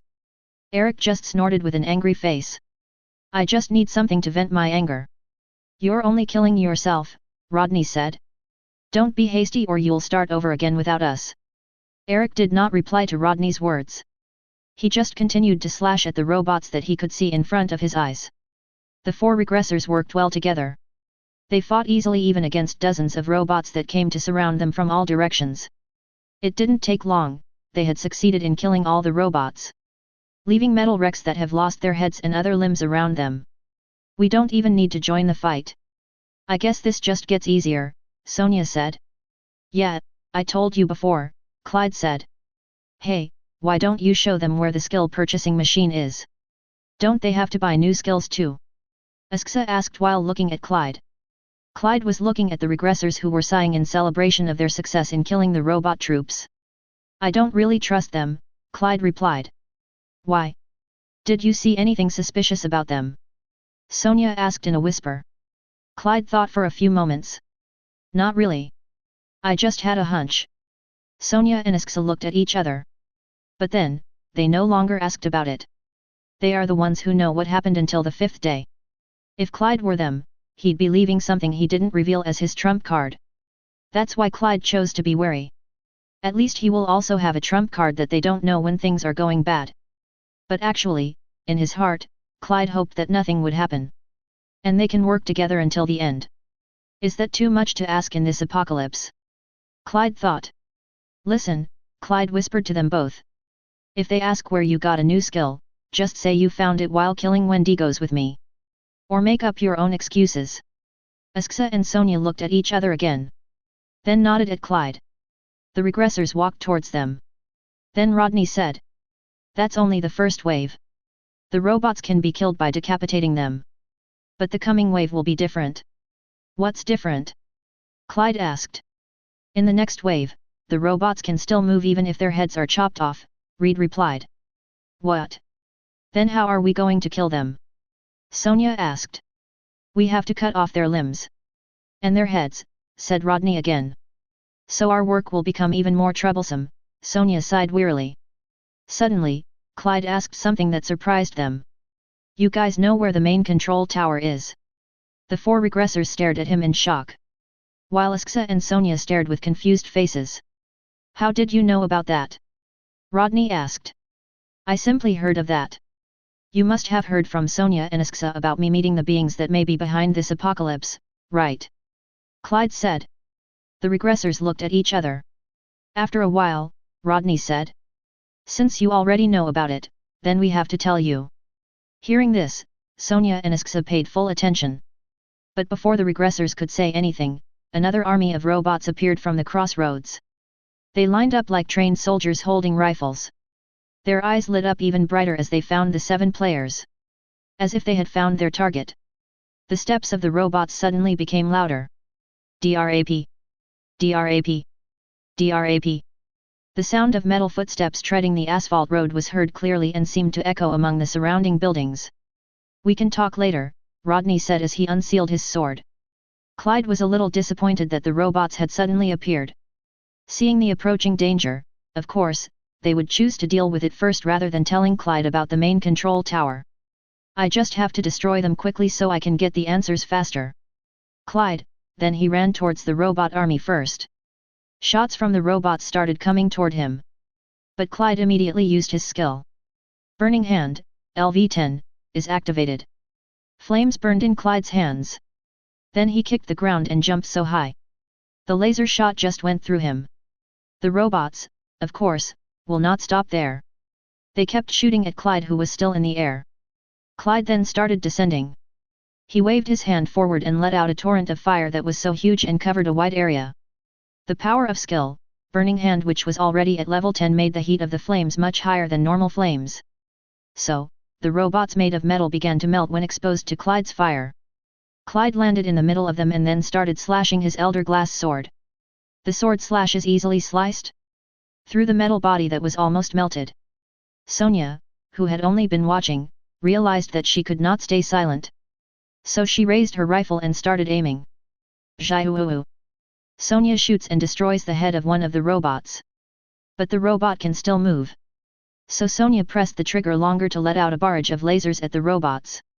With their metal skeletons weakened by Clyde's fire, Sonia can destroy them with her continuous shots. Sonia managed to reduce several robots to pieces of metal that scattered on the road in just a few seconds. And Clyde has destroyed even more. But another army of robots came from another direction. As if doesn't want to give them a chance to take a breath. Even this time they came with more variety. There is a robot nearly 3 meters tall that walks on all fours. The robot is equipped with cannons and machine guns. There are 3 of them. But the possibility that those big robots will appear again is very big. The regressors looked at each other. In a moment, they knew what had to be done. The regressors immediately ran towards the other robot troops that came. They decided to tackle the newly arrived troops at once because they knew Clyde could handle it alone. Moreover, there is Sonia who helps him. Asksa turned between the regressors and Clyde. She was confused about who to help now. Just stay here, Sonia said while continuing to shoot. Unless they get hurt. After thinking about it for a while, Asksa decided to go along with what Sonia had said. After all, Clyde said he had some kind of bad feeling about them. A few seconds later Clyde had finished cleaning up all the robots around him. Clyde stood amidst the scattered bits and melting metal. Despite destroying them by himself, Clyde didn't look tired. Chapter 97 The Location. After making sure that all the robots around him were destroyed, Clyde walked back toward Sonia and Asksa. Clyde then saw that other robot troops were being fought by the regressors. Without thinking any longer, Clyde immediately walked toward them. Sonia and Asksa also immediately followed him. The 2 of them walked behind him like obedient followers. Asksa, you have that skill, attack up, right? Clyde asked without looking back. His gaze remained fixed forward, towards the robot troops who were now also aware of their existence. Yes, Asksa answered. Use it on us, now. So Asksa did it. She stretched her arms towards Clyde and Sonia and activated skill, attack up, which, judging by its name, was a skill to increase attack. A reddish glow enveloped Clyde and Sonia's bodies for a few moments, before finally disappearing as if absorbed into their bodies. How much will our attacks increase? Sonia asked. Because I've maxed out that skill to level 10, that skill can strengthen your attacks by up to 100%, Asksa replied. Wow, Sonia smiled admiringly at Asksa. That's quite a lot coupled with our stats. I don't know how much Clyde's attack will increase. Clyde grinned. He knows how much he is capable of. Even before he was given the buff, his attack power was already quite impressive. Now when his attack is increased by 50%, it will make his attacks even more destructive. How long does this skill last? Clyde asked. About half an hour, Asksa answered quickly. That long period of time was also because she had maxed out that skill level. That's amazing, Asksa. Sonia said. You can also use your skills on the regressors. That way we can finish these robots quickly, Clyde said. Asksa nodded. Okay. Clyde then ran ahead of them. In an instant, he was within a short distance of the robot army. Clyde then kicked the ground and shot up. His eyes had already set the large robot as his target. Just like Clyde, the robot was also staring at him with a pair of eyes that lit up in front of it.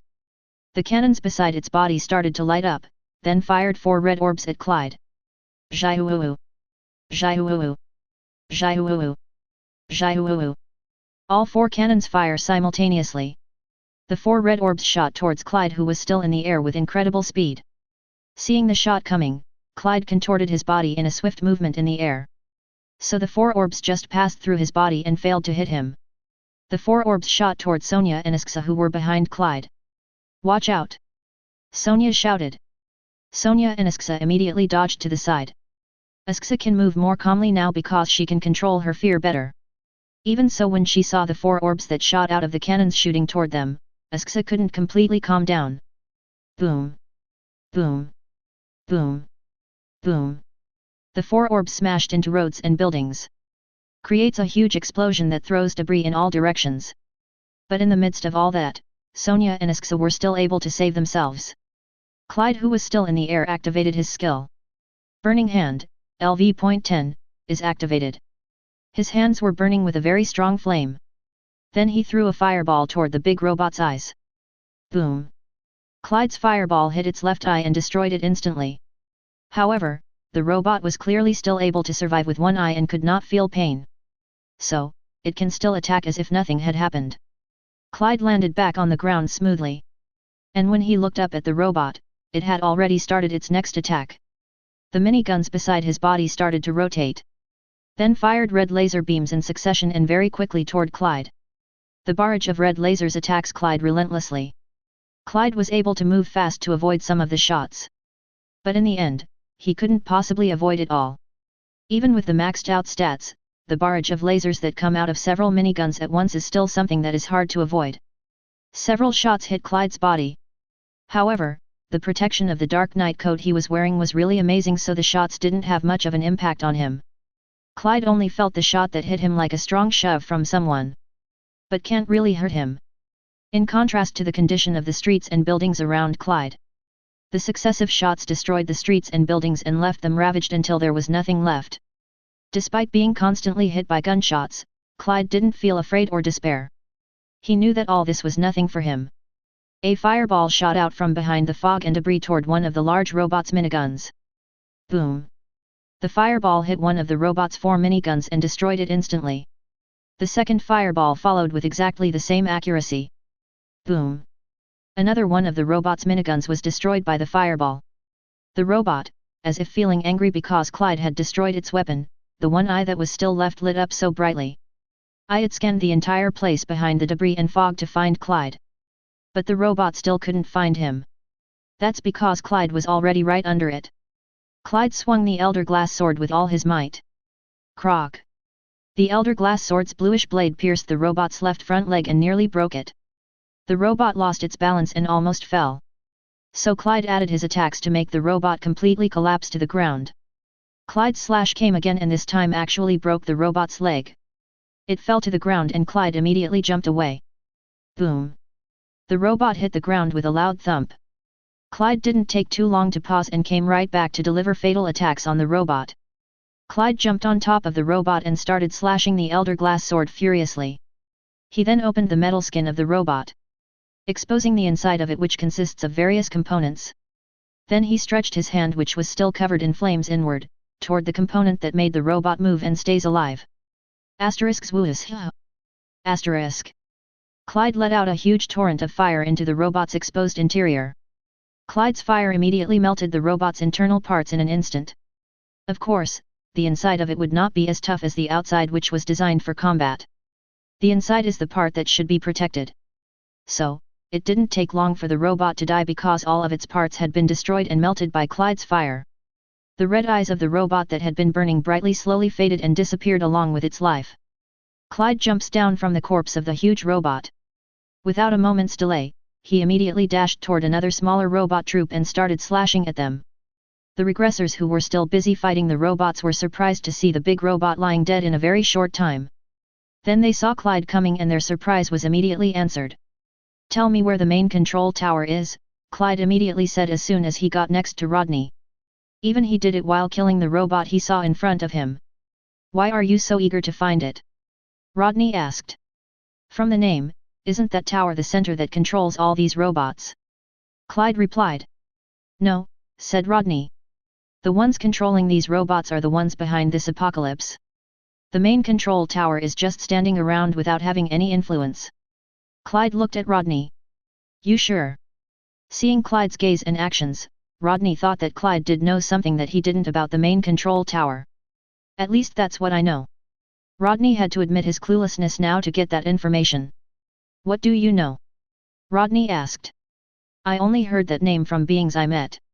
So, I think that tower holds something important," Clyde replied with a convincing lie. "All right. I'll show you," said Rodney. "We will get the location of the main control tower from one of the big robots like the one you killed earlier." "What?" Clyde turned to Rodney with a look of disbelief on his face. Rodney slashed the robot in front of him. Then said, "What? I didn't have a chance to say it before. After all, you can still look for it in the robot's corpse, right?" Clyde glanced at the robotic corpse he had just incinerated from the inside. "I don't think so," said Clyde. "Why? It looks like the inside of the robot has been destroyed." Rodney sighed. He had no idea what Clyde had just done. But because his strength is too great, he doesn't even need to completely destroy the robot to kill the robot. "Let's look for another big robot," Clyde said. Chapter 98 Found It. The robot troops keep coming. They seem to be spawning from nowhere and suddenly appearing at crossroads or in front of them. The number of robots in one troop is also increasing. At first, they only numbered 20, then increased until finally one troop was filled with 50 robots of various shapes. Now, the troops they were facing had 5 large robots armed with cannons and miniguns. Meanwhile, the small robots that looked like metal human skeletons no longer only used rifles. They also now wore swords that seemed to be made of condensed light. The color of the sword is also red, like all things that an evil robot should have. So, now they're getting harder to handle. Because they can do a melee attack. Tang! The sword of one of the robots clashed with the blade of the Elder Glass Sword. Even though their swords looked very modern and belonged to a different era than the present human development, they were still inferior to the Elder Glass Sword. Clyde saw no real threat from the sword. He only saw it as a sword with an attractive color. And that's it. Clyde then kicked the robot in the chest, pushing it backward. Then Clyde dashed with astonishing speed. In the blink of an eye, he was right in front of the robot. Without waiting for a pause, Clyde thrust the Elder Glass Sword into its chest. Krang-K. The sound when the Elder Glass Sword pierced through the supposedly strong metal frame was loud. The metal skeletons of the robots seemed insignificant before the power of Elder Glass Sword. But it's still not enough to kill the robot. Clyde had to cut their limbs to prevent them from moving. So, he pulled out the Elder Glass Sword and immediately slashed the robot's limbs. Clyde did it with a movement so fast that the robot couldn't react. It fell on the ground like the other robots behind Clyde. The robot turned and looked at Clyde with its bright red eyes. Clyde stomped it right in its face and headed off to the next robot. The target is the large robot in the center of the troop. For the sake of getting the location of the main control tower.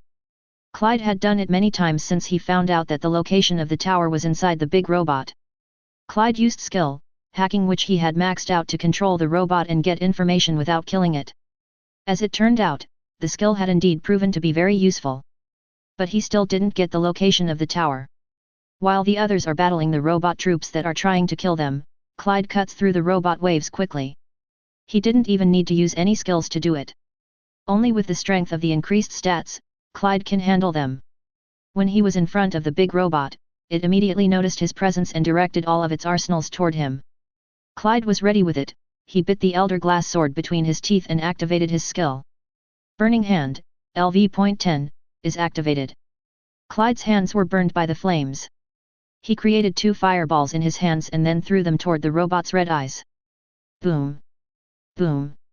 The 2 fireballs hit the robot's eyes and blinded it instantly. The robot lost its sight so it couldn't find Clyde. Meanwhile, Clyde jumps on the heads of other robots to get closer to the big robot.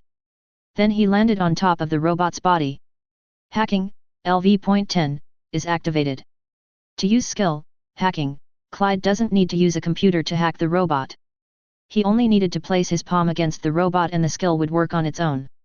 Hacking completed. Say your order. And just like that, Clyde only has to say his order mentally or verbally. What an amazing and practical skill. Show me the location of the main control tower, Clyde gave a mental order. After a few seconds, a notification appears in Clyde's vision. The location of the main control tower can't be found. Clyde sighed in frustration. He had done this many times, but he still couldn't find it. Kill yourself. It was Clyde's next order. So the robot complied and shut itself down. It stops moving in that position. Clyde! What are you doing?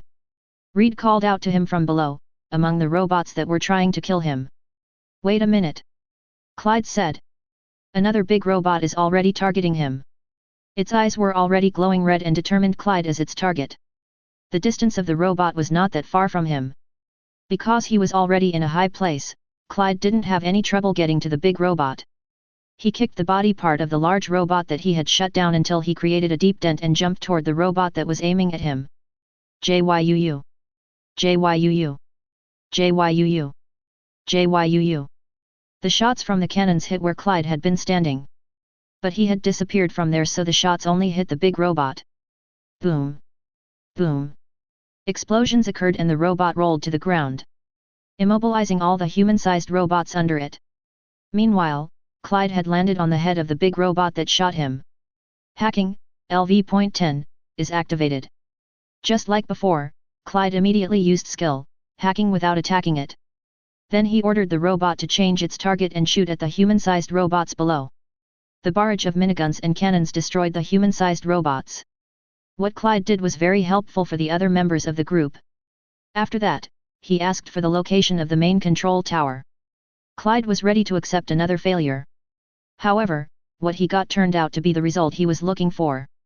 Main control tower location. Below the text appears a map of the city. Then there was a blinking red dot in the eastern part of the city. Under that blinking point is a text that says, Main Control Tower. Finally! Clyde smiled contentedly. Finally, he found the location after several failures. But because he was too happy, Clyde didn't pay attention to what was around him. When he was off guard, another large robot was already aiming at him and shooting its cannons. *JYUU.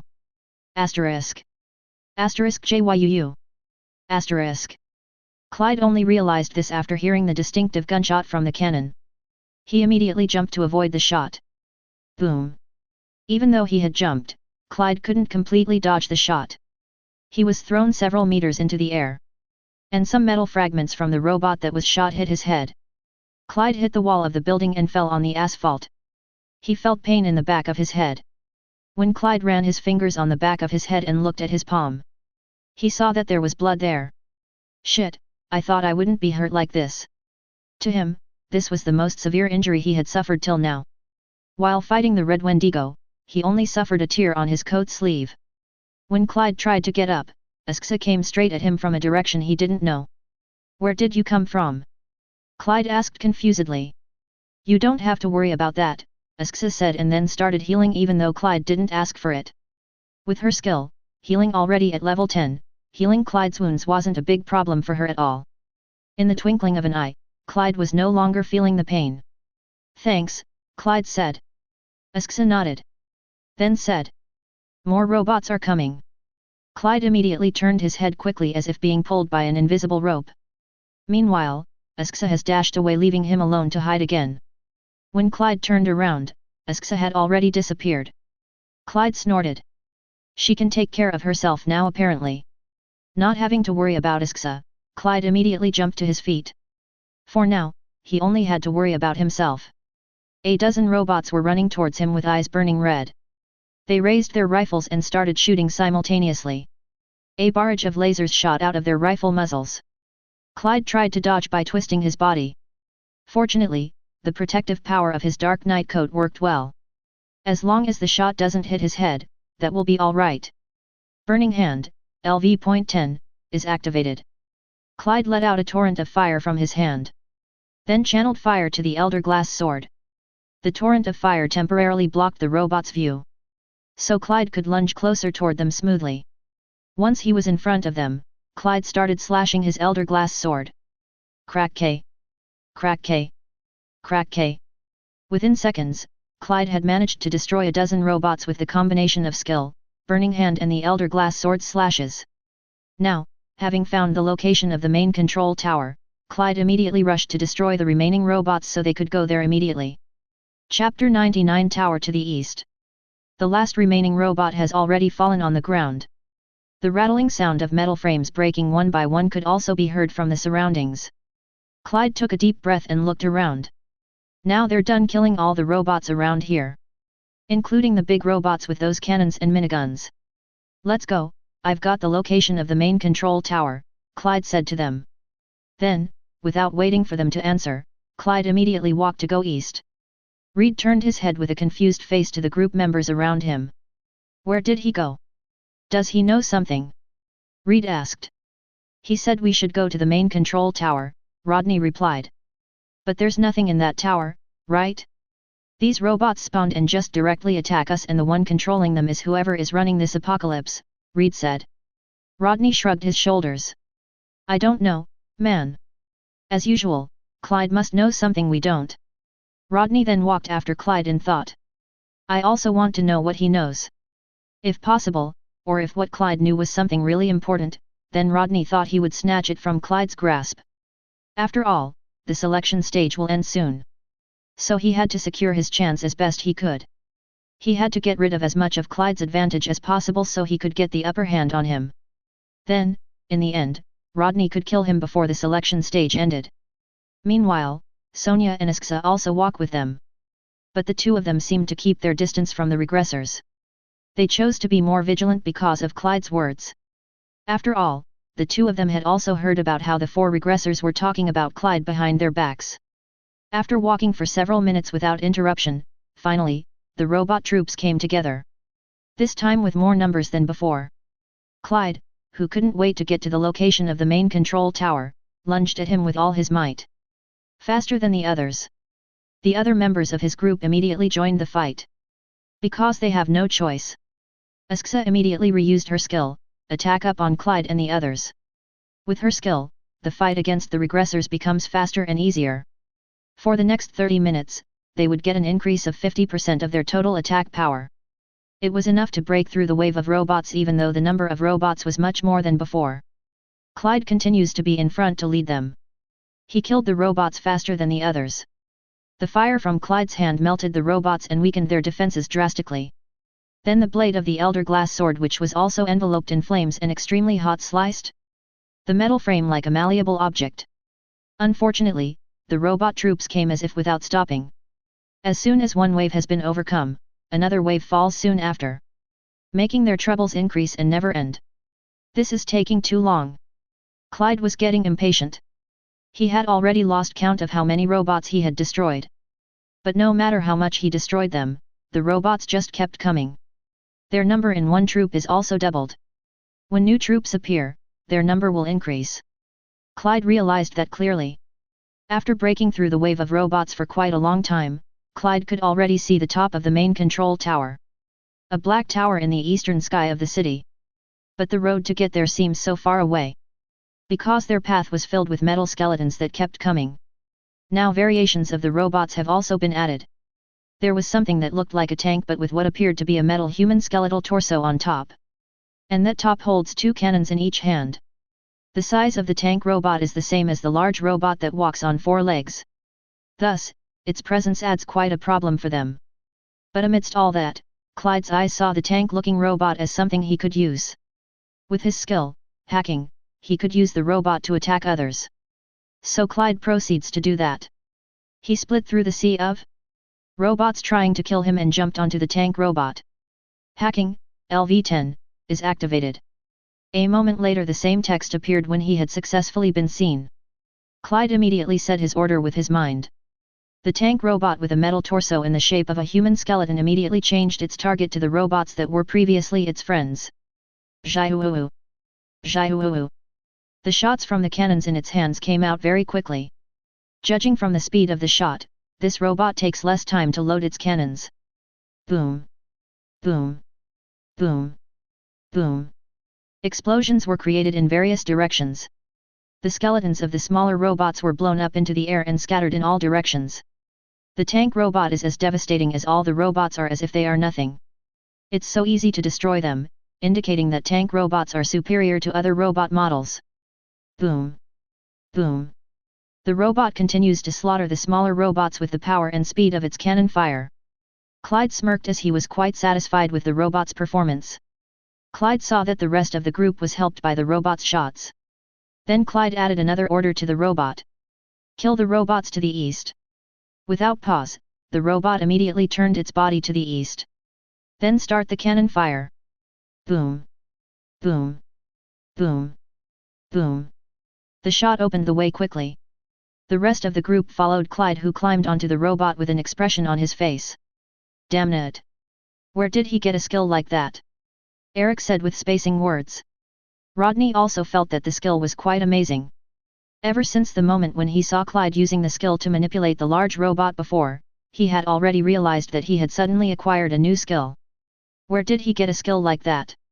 I don't remember that a skill like that was being sold by the skill purchasing machine. Then Rodney turned to Sonia and Isksa. Then ask. Do you know where Clyde got that skill?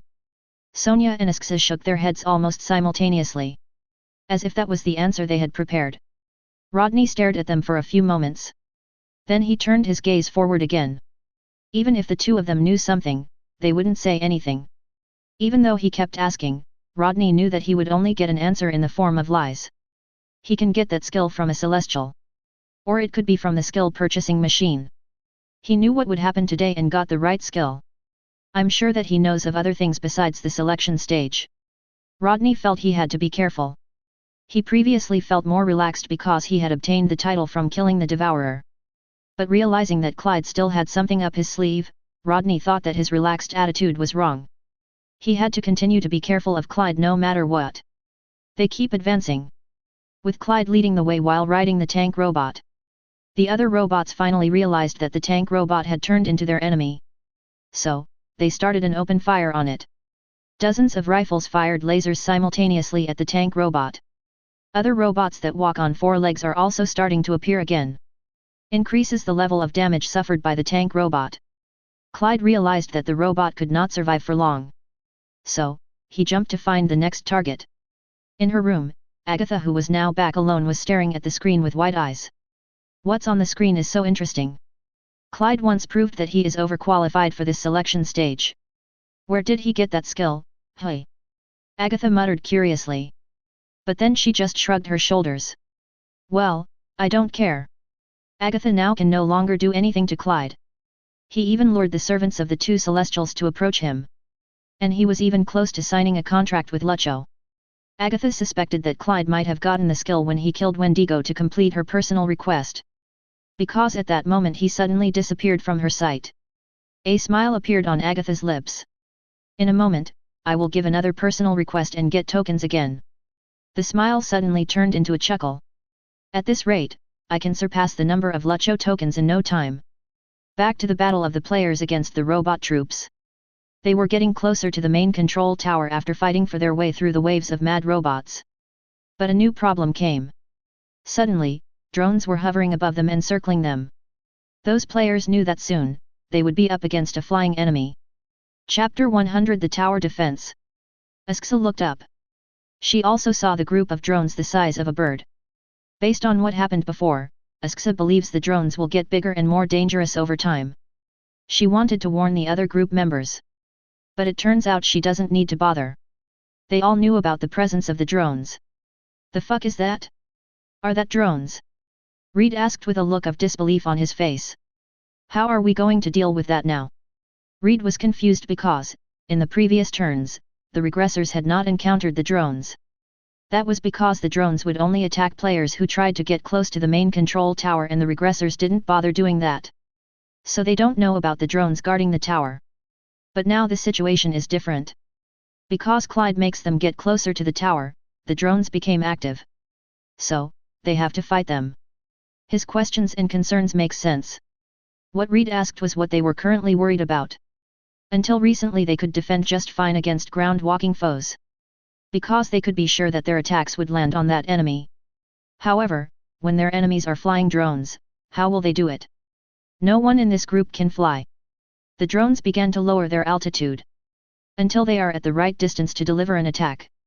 The part that looks like the wings on the drones is exposed. Then something long like the muzzle of a gun appeared. 10 drones were flying. And they prepared to fire simultaneously. Take cover! Clyde shouted from his spot up ahead. The regressors tried to split the waves of robots that were still around them to find shelter. But they know that they won't have time to find shelter before the drones open fire. JYUU. JYUU. JYUU. JYUU. The drones started their barrage of fire targeting the members of the group. Clyde can hide behind the big tank robot. But the rest of the group must try to find their own protection. Luckily, Asksa is near Sonia and Reed. So she can immediately act. Asksa dashed towards Sonia and Reed and activated her skill, Dome of Protection, which she had maxed out. Asksa stretched her arms up and a white dome appeared. The dome covered the place within a 10-meter radius with her as the center. So she can protect Sonia and Reed from the shot at the same time. However, the other regressors were too far from her for Asksa to protect them.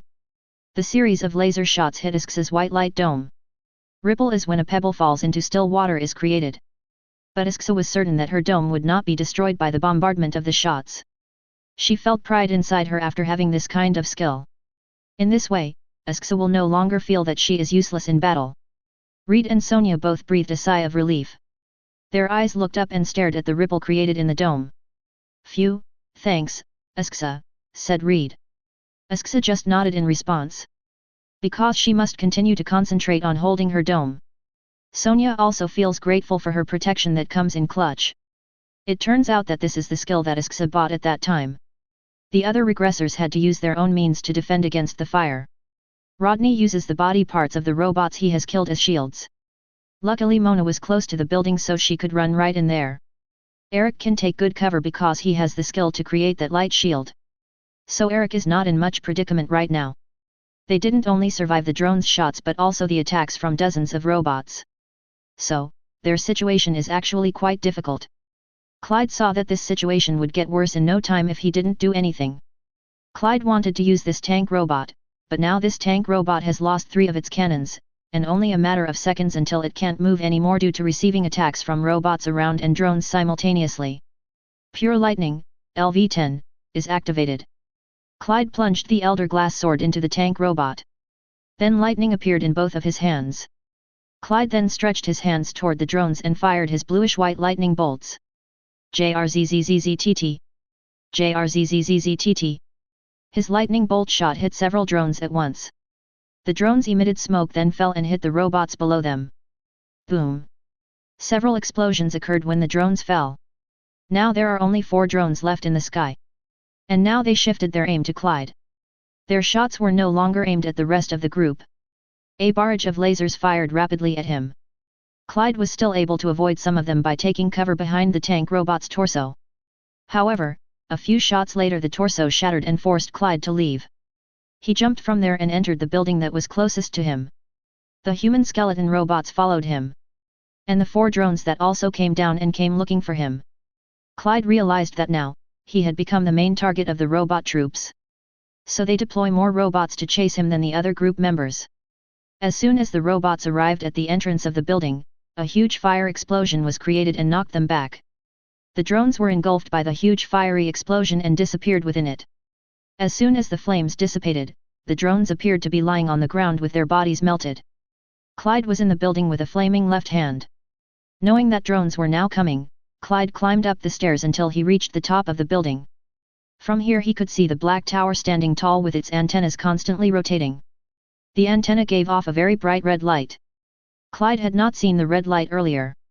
So Clyde deduced that the main control tower had just activated its defense when it noticed that an enemy was heading towards it.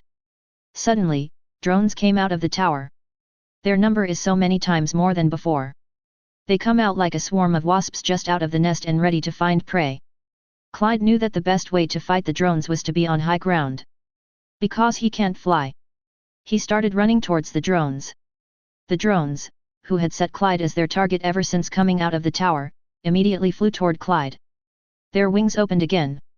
Then those dozens of drones started raining down on Clyde with their laser barrages. Pure lightning, LV-10, is activated.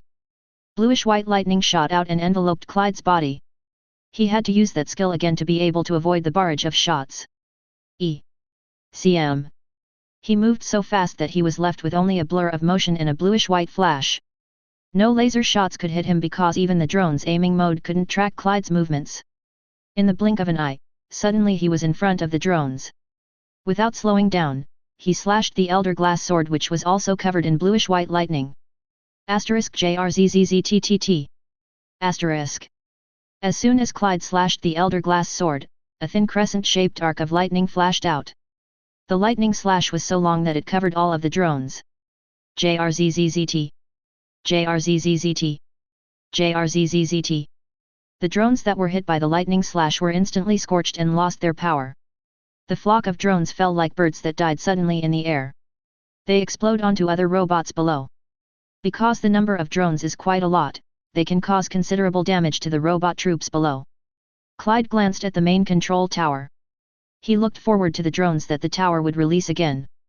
However, there was no movement from the tower. The antenna is still rotating. Yet nothing happened. Is it like taking a break, thought Clyde. Maybe the tower has used too much energy to mobilize the drone's forces to protect itself. So, the tower has to gather power again to be able to deploy drones. This is the chance. Clyde saw a gap that probably wouldn't open for a long time. So he dashed and jumped between the rooftops with his body still covered in skill, pure lightning power so he could reach the main control tower in an instant. But as soon as he almost reached the main control tower, Clyde realized something. He looked back. Then he saw the rest of the group who were having a hard time amidst the robots' attacks. Are they going to be okay? But when Clyde took a closer look, they were just fine. The maxed out stats make them able to fight well. The only worrying thing is the drones. Clyde is sure everything will be alright if he can take care of the drones.